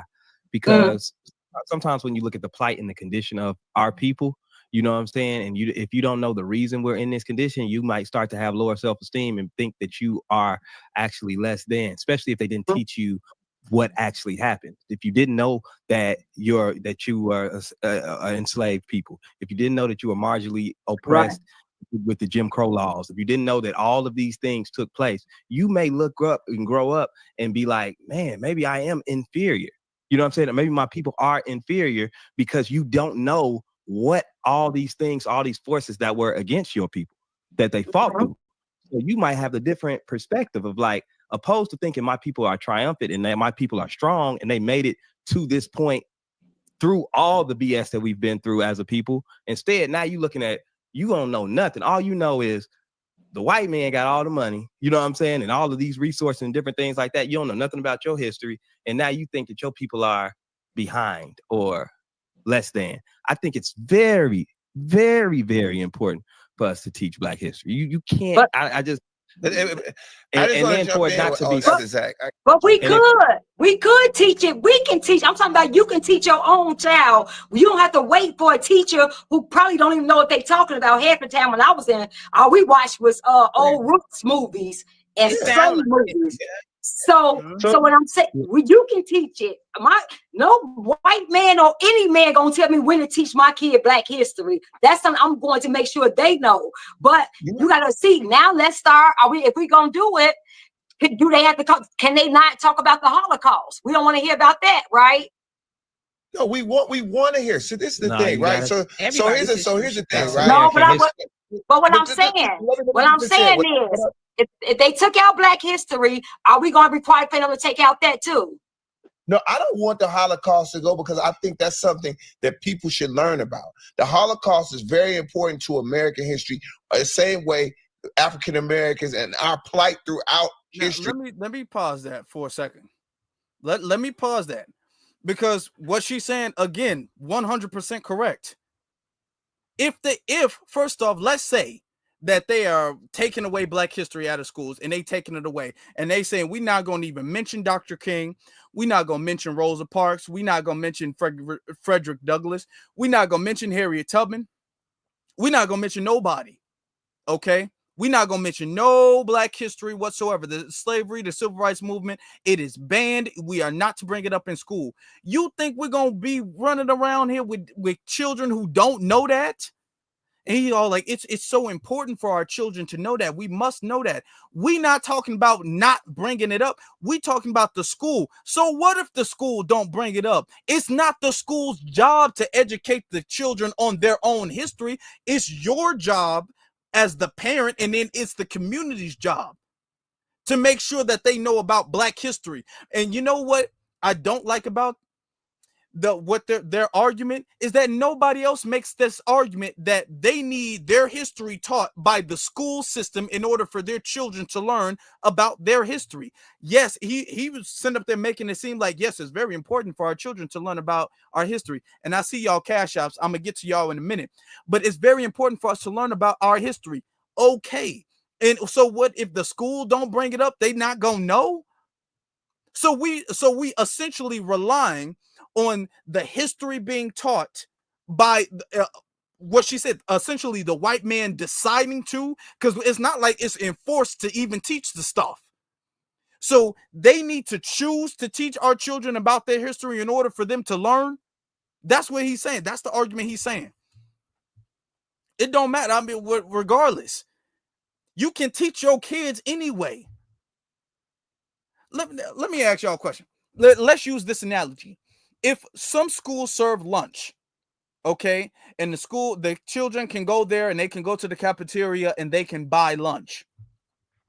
What if you sent your children to a school that didn't have any lunch and they didn't serve lunch? The schools don't serve lunch. The schools don't serve breakfast. They don't even got a vending machine. They don't got nothing. Are you going to be all like, man, my kids are going to be hungry if there's no lunch and breakfast at schools? I can't believe it. What are my kids going to do? Well, you are the parent, so you can give your kids breakfast before they go to school. You can give your kids lunch to take to school. If the school doesn't provide the children lunch, you can give them some lunch so they can eat something at the school. What you don't hear any type of parent saying, I rely on the school to feed my kids lunch. All parents are all like, regardless of if the school serves lunch or if they don't, my children will eat lunch. I'm gonna make sure my kids eat lunch. If the schools don't have it, that's cool. I'm gonna just pack them a sandwich. I'm gonna give them some chips and a juice or some cookies or whatever. I'm gonna put that in their bag and they gonna have some lunch regardless. I'm gonna make sure my kids eat lunch. I'm not relying on the school to do that. So if we can do that with lunch, why is it so difficult for them to comprehend that we should be doing the same thing with Black history? We all get it when it comes to lunch. You know, some parents, they pack their kids lunch even if the school is serving lunch. Even if there's a cafeteria in the school serving lunch and all that stuff, they still pack their kids some lunch. So if we can get that with lunch, why it just goes beyond their head to do that when it comes to actually teaching history, which is much more important than lunch. Man, that's the shade room for you. But then listen to what this guy got to say. It's important to Slavery. Americans. My point, what I was about to say is this: is that as an adult, I got kids. I'm moving. I'm working. I'm doing a lot of stuff. Right? Then my kid goes to school and hears something about Black history. Now they come home and they have questions the same way I did. I heard stuff about Black history and I was looking at the dates. I was like, dang, my grandma was around when that. Hey, grandma, what was it like? So now it makes you more inquisitive to ask your parents, and they take time away and say, hey, this is what happened. Hey, what happened with Martin Luther King with the marches? Was that with Mom? Did you have to deal with that? Grandma, did you have school makes you ask questions, makes you more inquisitive about life when your parents, a lot of times we don't have time to sit down and say, all right, today I'm talking Black history. But when your child comes and says, hey, I got a question, Dad. Hey, I got a question, Mom. That's what it's about. It's about getting their minds rolling in that way. That's what school does. It makes you think. But even outside not of these that, schools, not these schools, not these schools. And she absolutely right. First off, the schools don't do that. Schools don't do that. He's all like, it should make your kids more inquisitive about Black history. That's not what these schools are doing. These schools aren't doing that at all. And then more importantly, why should you as a parent rely on the schools to even get the ball rolling about the history of your own people? Why? If you like, yeah, but sometimes parents are busy and they can't sit down. They can answer a question if the school makes the child inquisitive enough and curious enough to ask a question, but we're not going to sit down and have the conversation. We're not going to initiate the conversation. What he is essentially saying is that he's relying on the school system to initiate the interest in Black history, and they're going to follow up on that. Okay, but the school is going to do the main work. That's essentially what he just said. And one of the things that I dislike about that is, who doesn't make that excuse? Asians, the Asian American community, when they want to teach about Asian history. It doesn't matter. They say it won't matter if the schools don't teach about the Japanese internment camps. Our children, our Japanese children, gonna learn about that regardless. It doesn't matter if the schools don't teach about the Chinese Exclusion Act. Our children gonna learn about that regardless. It doesn't matter if the schools don't teach about the nukes and the bombing of Hiroshima and Nagasaki. Our children are gonna learn about that regardless. The Hispanic community doesn't rely on the school system to get the ball rolling about Hispanic Heritage Month or Hispanic teachings. The Jewish community don't rely on that for the Holocaust. So why should the Black community, Foundation Black Americans, rely on that when it comes to slavery, or when it comes to Reconstruction, or when it comes to civil rights, or when it comes to reparations? Why are we that's bad parenting, and nobody else makes that excuse that we need the schools to really do the main work, and we as the parents are here to just support what the school is doing. So if the school don't initiate that interest in the children, are the children not going to learn it? With that logic, your children not going to learn nothing about Black history with that logic. If the school don't get the ball rolling. Nobody else is relying, nobody else, no other group of people at all is relying on the school system to get the ball rolling, to learn about history, to make the children inquisitive, to make the children curious. Nobody else is relying on that. But you got folks in the shade room telling us that we need the school system to do that for the kids because we busy. That's what they're saying. And this is why the shade room don't got no influence. Y'all can be entertaining, but y'all don't got no influence. Y'all don't have no influence. This is why Black people, this way, and see now, Danny is actually changing. History is a Danny is actually changing the opinions of the chat room. If you notice that, She's saying my students don't know anything about Black history. Black history definitely needs to be taught. Yeah, but somebody else was saying Black history needs to be taught at home. That's the argument she's making. Your children don't know anything about Black history. That's not the school's fault. I'm gonna say that, and I'm gonna be 100% clear. If Black children don't learn about Black history, don't know about Black history, that is not the fault of public schools. Now, if your children don't know how to do math on their grade level, or if they don't know how to do reading and writing on their grade level, language arts on their grade level, then yeah, you can fault schools for that, because that's their responsibility. Yeah, you can, not even 100%, if you're gonna be honest. But yeah, you can put some blame on the schools if they don't know how to do math and division and multiplication on their grade level. Yeah, that's the responsibility of the schools. Okay, if they're spelling below their grade level, or reading below their grade level, yeah, you can put some. I'm not even gonna put 100%, but you can put some blame on the schools. But you can't put, I'm gonna be honest, you can't put no blame on the schools if they don't know about your history of your ancestors and your lineage. If they don't know about their own lineage, that's not the school's fault. That's your fault as a parent and as a community. It would be our fault. That's 100% on us, which is exactly what she's trying to convey to them. And they're deliberately missing the point, because they want to make it seem like Donald Trump, they want to paint this narrative that Donald Trump is attacking Black people and how this is going to affect Black people, even though they can't pull up any executive order, any legislation, any campaign promise that he's saying he's going to ban Black history. But they're having this conversation about something that is technically not even happening. Let's continue. Here we go. American history. This country is built off the backs of Black people. So the fact that there's even a discussion to erase our history from what we've built is insanity. Like, our history is American history. And I guess so. Go ahead. Go ahead. I guess to your point, what she was saying is she doesn't like the fact that we're grouping all these things together, and it seems like Black people are getting the end of the stick on that. But my issue is with the Republican Party is y'all are grouping it together and taking our stuff out. You see, look at how the Shade Room is doing. They saying Auntie Ruckus is lost, and all of the people dissing Danny, they highlighting all of those comments.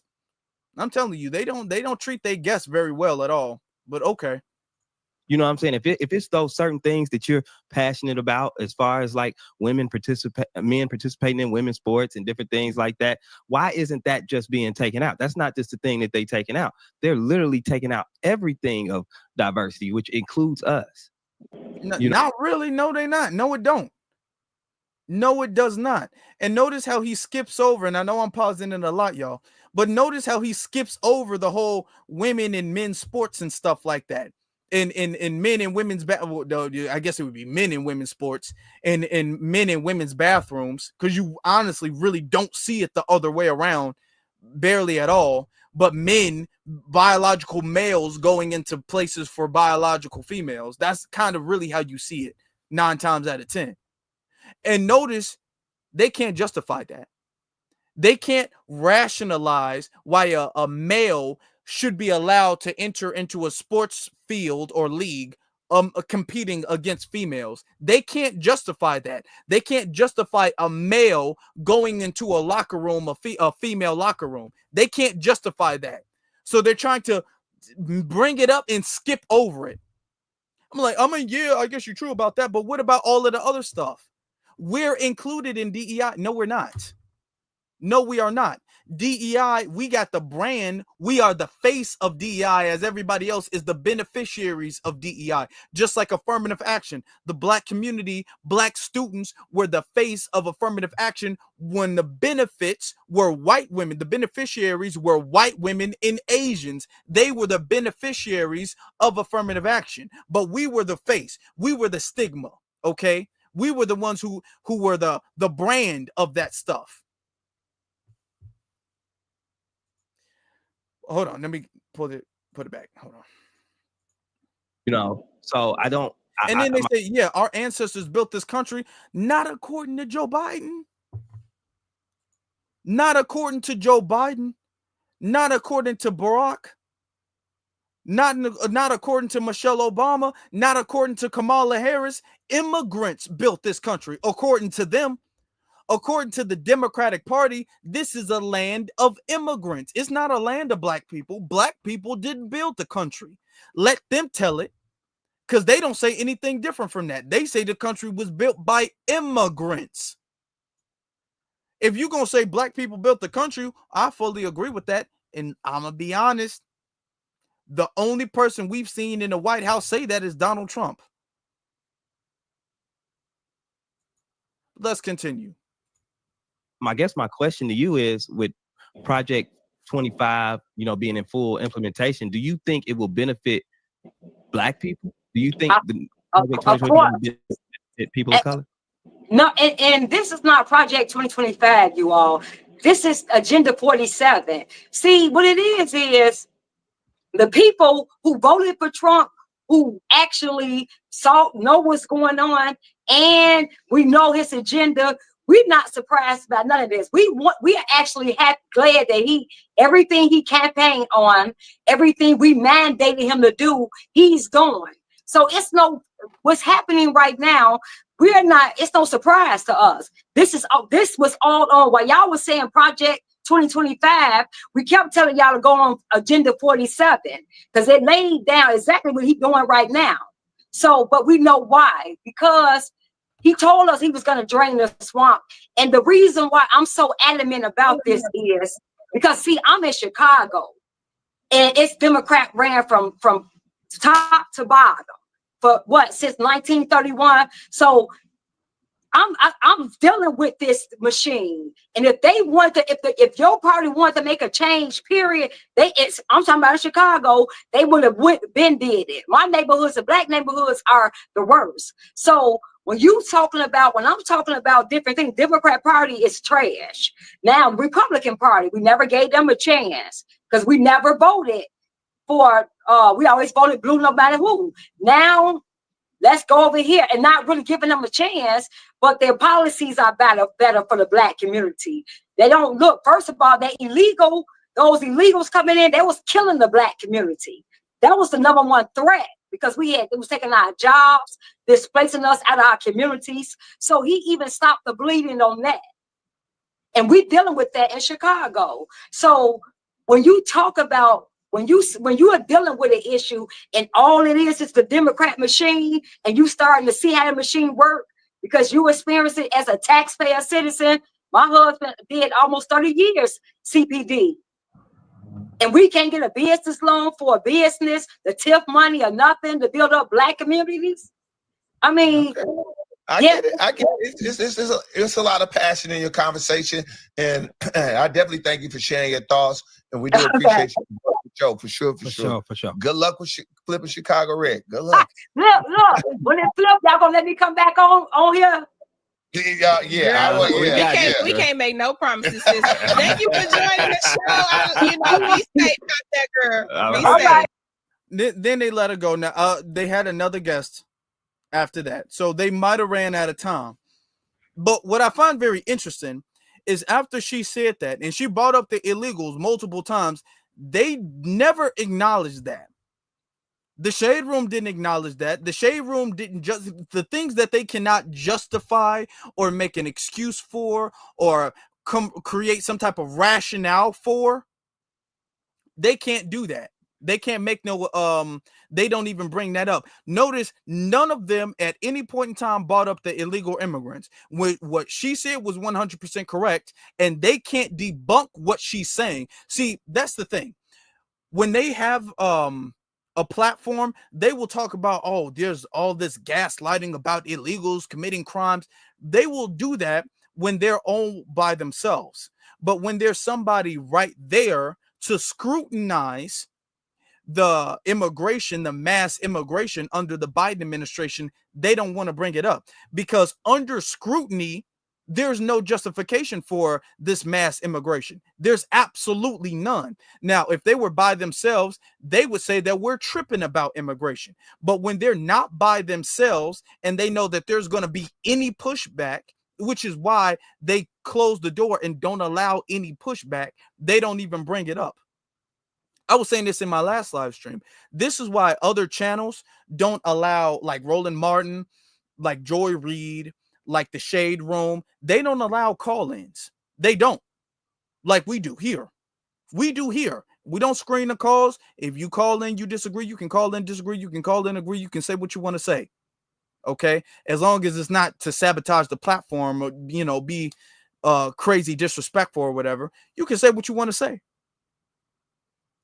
They don't do that because they can't face any scrutiny. Now, I can stand on 100% of everything that I have said in this channel, on this channel. I can stand on 100% of it. That's why I don't know who's going to call in. Now, a lot of y'all call in multiple times, you know, so I recognize the number for many of you guys. But to be honest, I don't know who's going, even when I open up the phone lines, I can assume, but I don't know who's going to call in. And I don't not pick a number because I don't know the number. Okay, if we have enough time, I'll make sure I get to everybody, whether they agree or disagree, because I can stand on 100% of everything that I have said. They can't stand on it. Now, they're pushing a party who's pushing mass immigration, which is killing the black community, and they can't justify it, so they don't even want to bring it up. They don't want to bring it up. The only things that they bring up make the Republicans look bad, or they assume make the Republicans look bad, but they can't bring up anything that makes the Democrats look bad. And here's the thing. I don't care if you're making the Republicans look bad. All I care about is you keeping the same energy with the Democrats. That's the only thing I care about. You want to criticize Trump? Cool. You want to criticize the Republicans? Cool. But just keep that same standard when it comes to the Democrats. That's all I'm saying. Because it seems like we got a whole lot of excuse making and justifying and rationale and patience when it comes to the Democratic Party. But when it comes to the Republican Party, y'all be throwing y'all fist up in the air talking about black history is great and we love black people and black and making a bunch of excuses for the Democrats. But when it comes to the Republicans, y'all become black activists all of a sudden. Y'all become unapologetically black. Y'all be stomped down when it comes to black people and how everything is unfair for the community, and y'all be calling out white supremacy when y'all face to face with the Republicans. But when it's the Democrats, oh, Uncle Joe, y'all will call it. Let me see something. I actually want to show y'all something. I saw something again today on the Shade Room. Hold on, let me see something. Why they criticize, remember, Joe Biden's thing. Donald Trump's event, they criticized Donald Trump's event, right? So let's see this real quick if I can find it. Look at this. Pulling this up on the Shade Room. After that, I'm gonna get right to y'all super chats. I ain't forget about y'all. I want y'all to look at this. Hold on, where is it? Here it is. I gotta put it up. Okay, look at this, y'all. So Joe Biden shares message to commemorate Black History Month. It don't matter. He's not in office no more. Okay. So he says, as Black History Month comes to an end, we continue to celebrate the incredible contributions of Black Americans to our country. Black history is American history. Black culture is American culture. And Black stories that triumph are at the core of who we are as a nation. As we reflect that, he didn't believe that when he was signing the 94 crime bill. He didn't believe that when he was saying he didn't want his kids bust with black kids because he didn't want it to be a jungle. He didn't believe that when he was buddy with Strong Thurman. He didn't believe that then. But okay, he says this now. And then he says, as we reflect on where we have been, we may also recognize that our only way forward is by marching together. Oh, and you had a bunch of people. Look at this. We miss you, Joe. I want y'all to see. Can y'all see it? We miss you, Joe. Oh, we miss you, Joe. Oh, look at this. Look at this. With Joe Biden, we miss you so much, Uncle Joe. Hold on, I want to go to the ones where they calling him Uncle Joe. Let me find that one real quick. They were sitting up there calling this man Uncle Joe. Let me get this. I gotta get it back all the way. Look at this. Okay.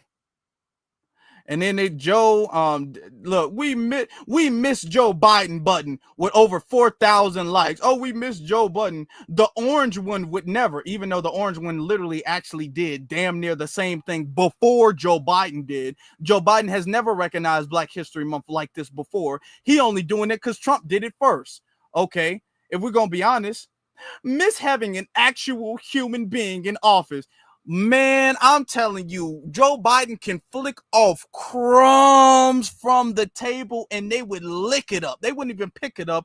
They would lick it up and say, thank you, Joe. He could have beat Trump. No, he couldn't have beat Trump. I miss Joe. Joe wouldn't have beat Trump. That's a damn lie. Okay. It says, Black culture is American culture. Yeah, we've been saying that. Say that again, because America would be boring AF without us. Y'all, and this is the same Joe Biden who said he ain't giving y'all nothing, lied to Black people. He said we ain't getting no reparations or nothing. Look at all of this shilling going on in the shade room. Okay, somebody said, and if you don't vote for me, you ain't Black. Yeah, y'all forgot about that. Y'all forgot about Joe Biden saying, if you don't vote for me, you ain't Black. And then he I guess acknowledged Black History Month in a tweet after he left office. And you got a whole bunch of people, Joe, we just miss Joe Biden. Oh my God, thank you, Joe. Thank you. Now you got some people up in here saying Joe created the 3 strikes law and Clinton passed it. The law was used to target Black folks. It's hard for me to believe they really for us. Thank you. Thank you for somebody acknowledging something that makes a little bit of sense. But Lord have mercy. And then look at this. Joe Biden, thank you, Joe Biden, for appointing over 60 plus Black and brown lifetime judges. The first Black female VP, I don't know who that was because it wasn't Kamala Harris, she's Indian. The first Black Supreme Court justice, and all of the other amazing things you've done for us. It has not gone unnoticed. I'm talking, it goes on. It's thousands, it goes on. I'm talking about thank Joe Biden for recognizing Black History Month because Trump is busy chasing Mexicans. Trump just had a Black History Month event before Joe Biden did this. Y'all called everybody who was at the Black History Month event when Trump was hosting it coons and shills in the help. And then Joe Biden makes a tweet and y'all like, yo, Uncle Joe, thank you. Let me find the one where they was calling him Uncle Joe. Is that still up here? Oh, look at this one now. Joe is Black. Joe is Black. Joe Biden is Black. Okay, Joe is Black, and y'all don't even know it. Joe is right. You deserve your nap now. Okay, all right. Now Joe is Black. Y'all missing Uncle Joe, ain't y'all? Okay. Oh, I can't do it no more. I can't do it. And this is the thing. The Democrats don't gotta do nothing. If you want to call one thing symbolism, fine. But at the very least, y'all, at least Trump hosted an event. He actually hosted an event that served food, where people got to come and enjoy each other's company. And y'all shamed that and called that the help. Joe Biden says, hey, shout out to Black History Month. And here y'all are with, damn it, napkins, blowing your nose, talking about we miss Uncle Joe. Oh my God, thank you. What? If you're going to call one symbolism, at least one symbolism is a little better than a tweet. He didn't even make this tweet when he was in office. For 4 years, he didn't even make a tweet like this when he was in office at all. He's only doing it after Donald Trump because it looks really bad for him to never have done this. Oh my God. Lord, and these are the people telling us we don't know what we talking about. Calling him some uncle. This is the black Uncle Joe. Oh God. Okay. Let's get to the super chats, y'all. Saying Hurricane, my brother Hurricane says the shade room is insulting our intelligence. They are. They really are. They really are. See, they don't want no even debate. Danny was being very polite and nice to him or whatever. She was allowing them to really be passive aggressive because that's what they was doing. But they don't want no full-fledged debate. They don't really want that. They really don't. Yusuke says, she is so incoherent. I think I'm developing sundowners. Yeah, damn. Go read some Malcolm X after that. Yeah, he's talking about the shade room. The shade room. Exactly. My Malcolm X comment shows where I stand on things. Yeah, that's true. Your Malcolm X comment, yeah. Black history, shout out to Hurricane again. He says, Black history was never, all caps, never in the schools. Why are we playing dumb? We playing as if, thank you. You can't subtract something that was never there.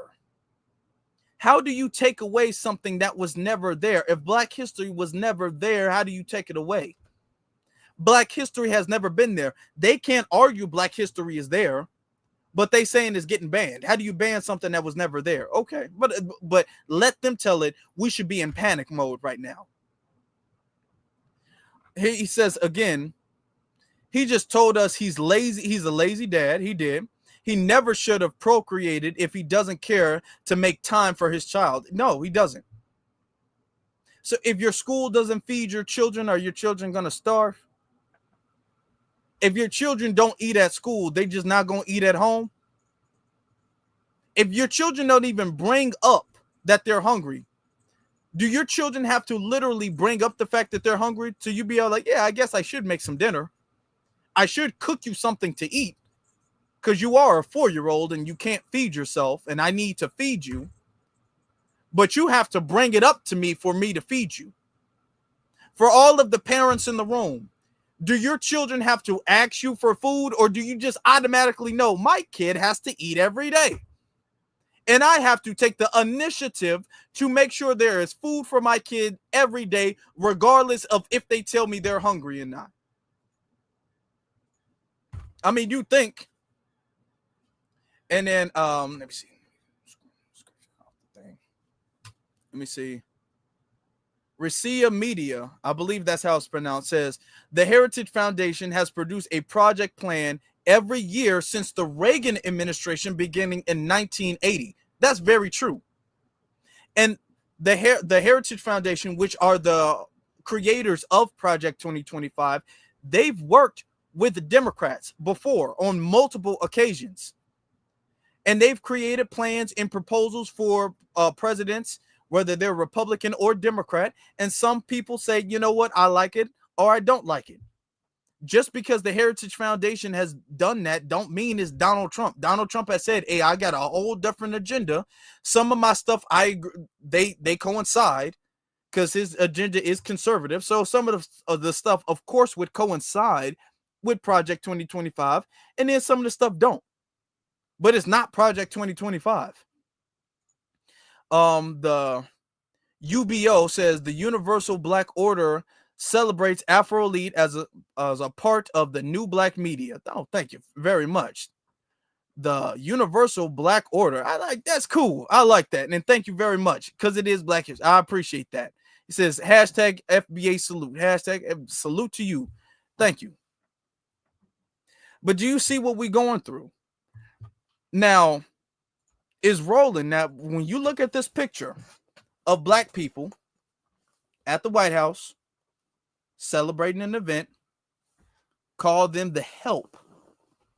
Roland Martin had the nerve to call them the help as he's sitting up there tap dancing. Folks is saying, Jamil Hill was saying it's a disrespect to black people. How dare you disrespect black people like that? Yet the shade room can have Biden make a tweet and they highlight a tweet, and y'all like, Uncle Joe, you recognize us, Uncle Joe. Thank you. A real president. Thank you, Uncle Joe. What? Okay. Okay. I don't care that Joe was sleepy. I like him better than this other guy. Okay. Now he had a whole bunch of black men locked up. The woman he picked had a whole bunch of black women locked up. But y'all don't care about that because he makes a tweet. Okay. All right. So that's where the bar is as far as the Democratic shields. The bar is just in hell. It's in hell. And this is what the Shade Room promotes. This is exactly what they promote. Going to some of the other super chats, the Freedmen's Network says the cat's out the bag. We have the information to teach our own. We do. We got all the books, the resources, the knowledge. We got the platforms that we need. We don't need the schools at all.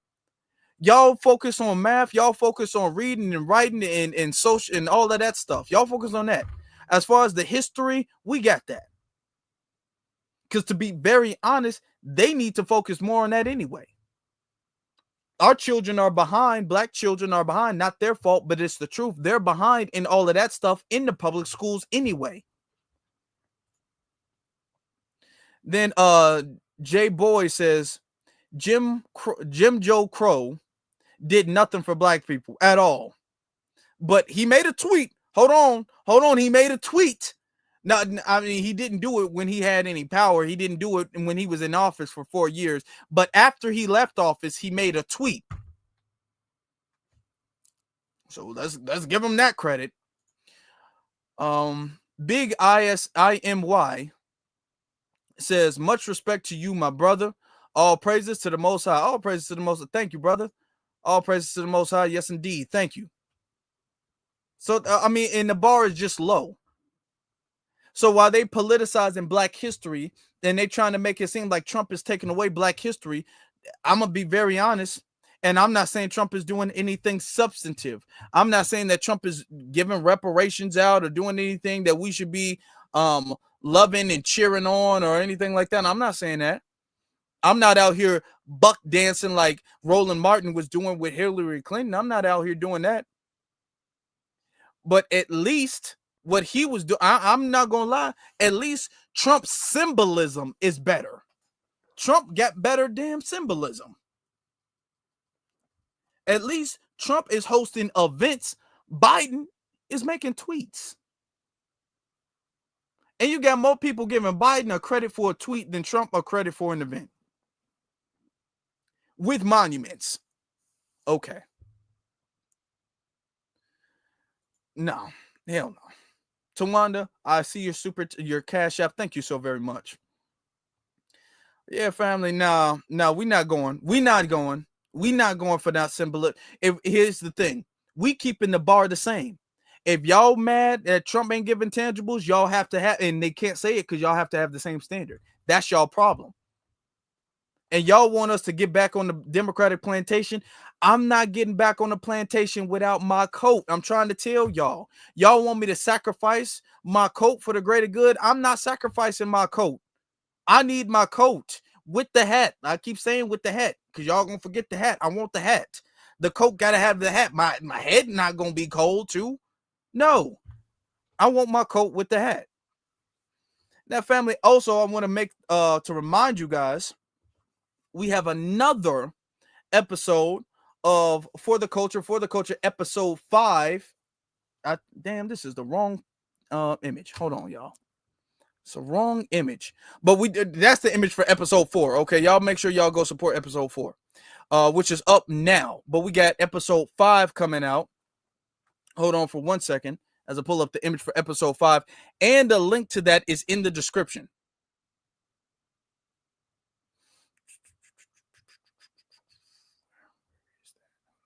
Hold on 1 second. I'm pulling up the image. I gotta pull up the image. Okay, there we go. Okay, hold on. Here it is. All right, this is episode 5 coming out, and the episode 5 is actually in the description. All right, so y'all go make sure y'all check that out on the official For the Culture channel. All right, so we got a few episodes. The episodes were shorter. We made the episode shorter because we wanted to spread it out, so it's not like one big episode then a big gap. You know what I'm saying? So we wanted to make sure that we did that way. All right. So yes, indeed. Shout out to that. All right. So we got that going. It was filmed in Chicago. Me and ZZ, we filmed it in Chicago. Shout out to ZZ. Y'all make sure y'all go to her YouTube channel and subscribe and support her YouTube channel. All right. So yep, she came out here in Chicago and we got a good number of episodes filmed. I'm telling you, we put in a lot of work to get this together. Okay, it was a lot of work to get this together, so it's very important that you guys support that. Episode 5 is coming out this Friday. Also, we also have a live stream coming up tomorrow on the For the Culture channel right before my live stream. You say Afro looking good? Thank you. I appreciate you. I appreciate that. Okay. Also, for y'all, because I see a lot of y'all asking about, the shirts, the AE shirt.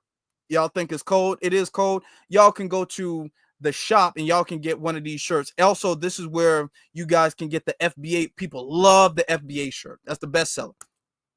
Y'all can get your FBA shirts. All right. The summertime coming up. I know y'all want to pop out and y'all want to rock y'all heritage in style. So y'all can get that and the FBA shirts in the description. All right.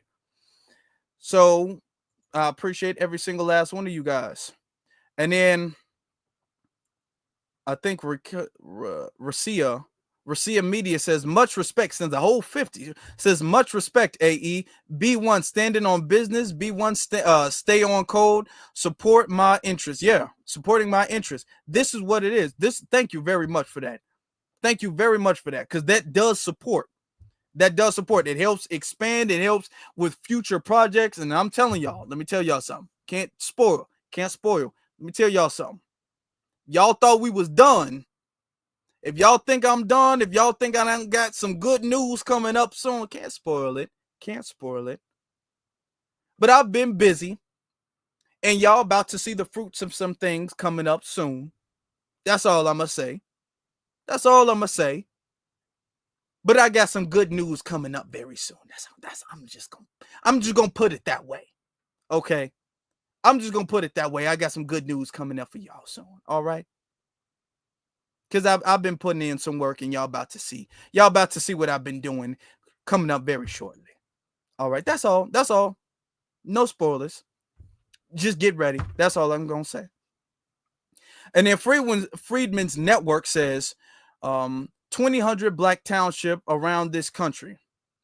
Yeah. It says we have more than enough to keep us busy teaching for decades. Yeah, we do. We got a lot. We busy doing a lot. Okay. We got a lot. ATs. Yeah, I got some stuff coming up for y'all. I do. I can't spoil it there. But oh yeah. 2025, we starting off real good. Let me see. How do you pronounce this? I hate butchering y'all names. Let me see. Latrivia, thank you very much for the Cash App. Thank you very much. I appreciate every single last one of y'all for the Cash Apps, for the love, and for the support. I tremendously do.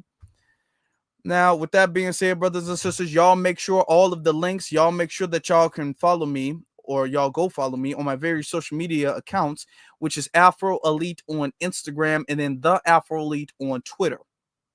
And the links to both of those are in the description below. Also, the links to this amazing shirt that makes you look buff. It makes your shoulders look broad and everything like that.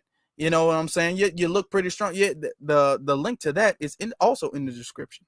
But as you guys are doing that, before you guys leave, make sure that you guys hit that like button, hit that subscribe button. If this is your first time watching and you guys like content like this, you guys hit that subscribe button so we can continue to grow. Make sure the subscribe button is pressed, because sometimes, for whatever reason, YouTube unsubscribes you, or they say they don't. So you just randomly get unsubscribed, but just make sure that you guys hit that subscribe button. All right. Make sure that you guys stay subscribed. Make sure that you guys hit that notification button. Make sure that you guys keep the notification button on, because you know sometimes things happen. If you know, you know. Now, family, with that being said, I appreciate every single last one of you guys. And I appreciate y'all for being here with us. Y'all make sure y'all support everything. And I want y'all to understand something closing off. We're not going to allow Black History Month to be politicized, where we only give credit to the Democratic Party for any at all acknowledgement of Black history. A tweet, we sitting up there bawling in tears, thanking Joe Biden for it. We're not going to do that. Y'all get to throw crumbs off the table. We're not going to do that. No. If one thing is symbolism, everything is symbolism. And I'm going to leave y'all with this. They say we got to sacrifice, vote, turn the other cheek, understand that certain things are bigger than us. I'm going to leave y'all with this. This is Black History Month. Last week in Black History Month. There is nothing bigger than us. It's absolutely nothing bigger than us. It's nothing bigger than me. It's nothing bigger than you. There is nothing bigger than us. There is nothing. We got to turn the other cheek because there's a bigger cause. That now ain't nothing bigger than us. Talk about the greater good. We, you, me, us together, we are the greater good. There is no sacrificing for the greater good. We can't sacrifice for the greater good because we are the greater good. Our interests are the greater good. Our wants are the greater good. Our demands are the greater good. We are the greater good. We are what's best. If any sacrifices should be made, the sacrifice needs to be made on our behalf. We are not the ones to be making these damn sacrifices for everybody else. They need to be making the sacrifices for us. While the shade room talking about how everybody else should suffer and we should accept not getting anything so other people can't suffer, damn them. Forget them. Okay? If we can't have it, nobody can have it. I'm leaving with this, y'all. I'm not voting until I get my coat. I want my coat with the hat. Don't forget the hat. And I don't think any Black person, not telling y'all what to do, but I want us all to have some nice coats. I want us to have some nice fur coats. Okay? We all gonna be looking like Frank Lucius. Because if we don't look like Frank Lucius, can't nobody look like Frank Lucius. That's all I'm saying. Foundational Black Americans is keeping that energy all winter long, all summer long, all fall long, all spring long, all everything. We're gonna be wearing fur coats all year long. That's it. That's all. Okay, we're gonna be sitting up there right, and then after the fur coats, we're gonna be wearing nice suits. We're gonna be looking like Frank Lucius, Denzel Washington, and American Gangster all year long. Because if we don't have it, nobody gonna have it. We're gonna make sure nobody have it. How y'all like getting deported? Yeah, how about that? Yep, ain't nobody having nothing if we don't got it. That's how I'm like. I want my coat. Now, with that being said, my brothers and my sisters, I appreciate you guys for listening. I appreciate you guys for watching. I appreciate you guys for supporting. I appreciate you guys for everything that you guys do.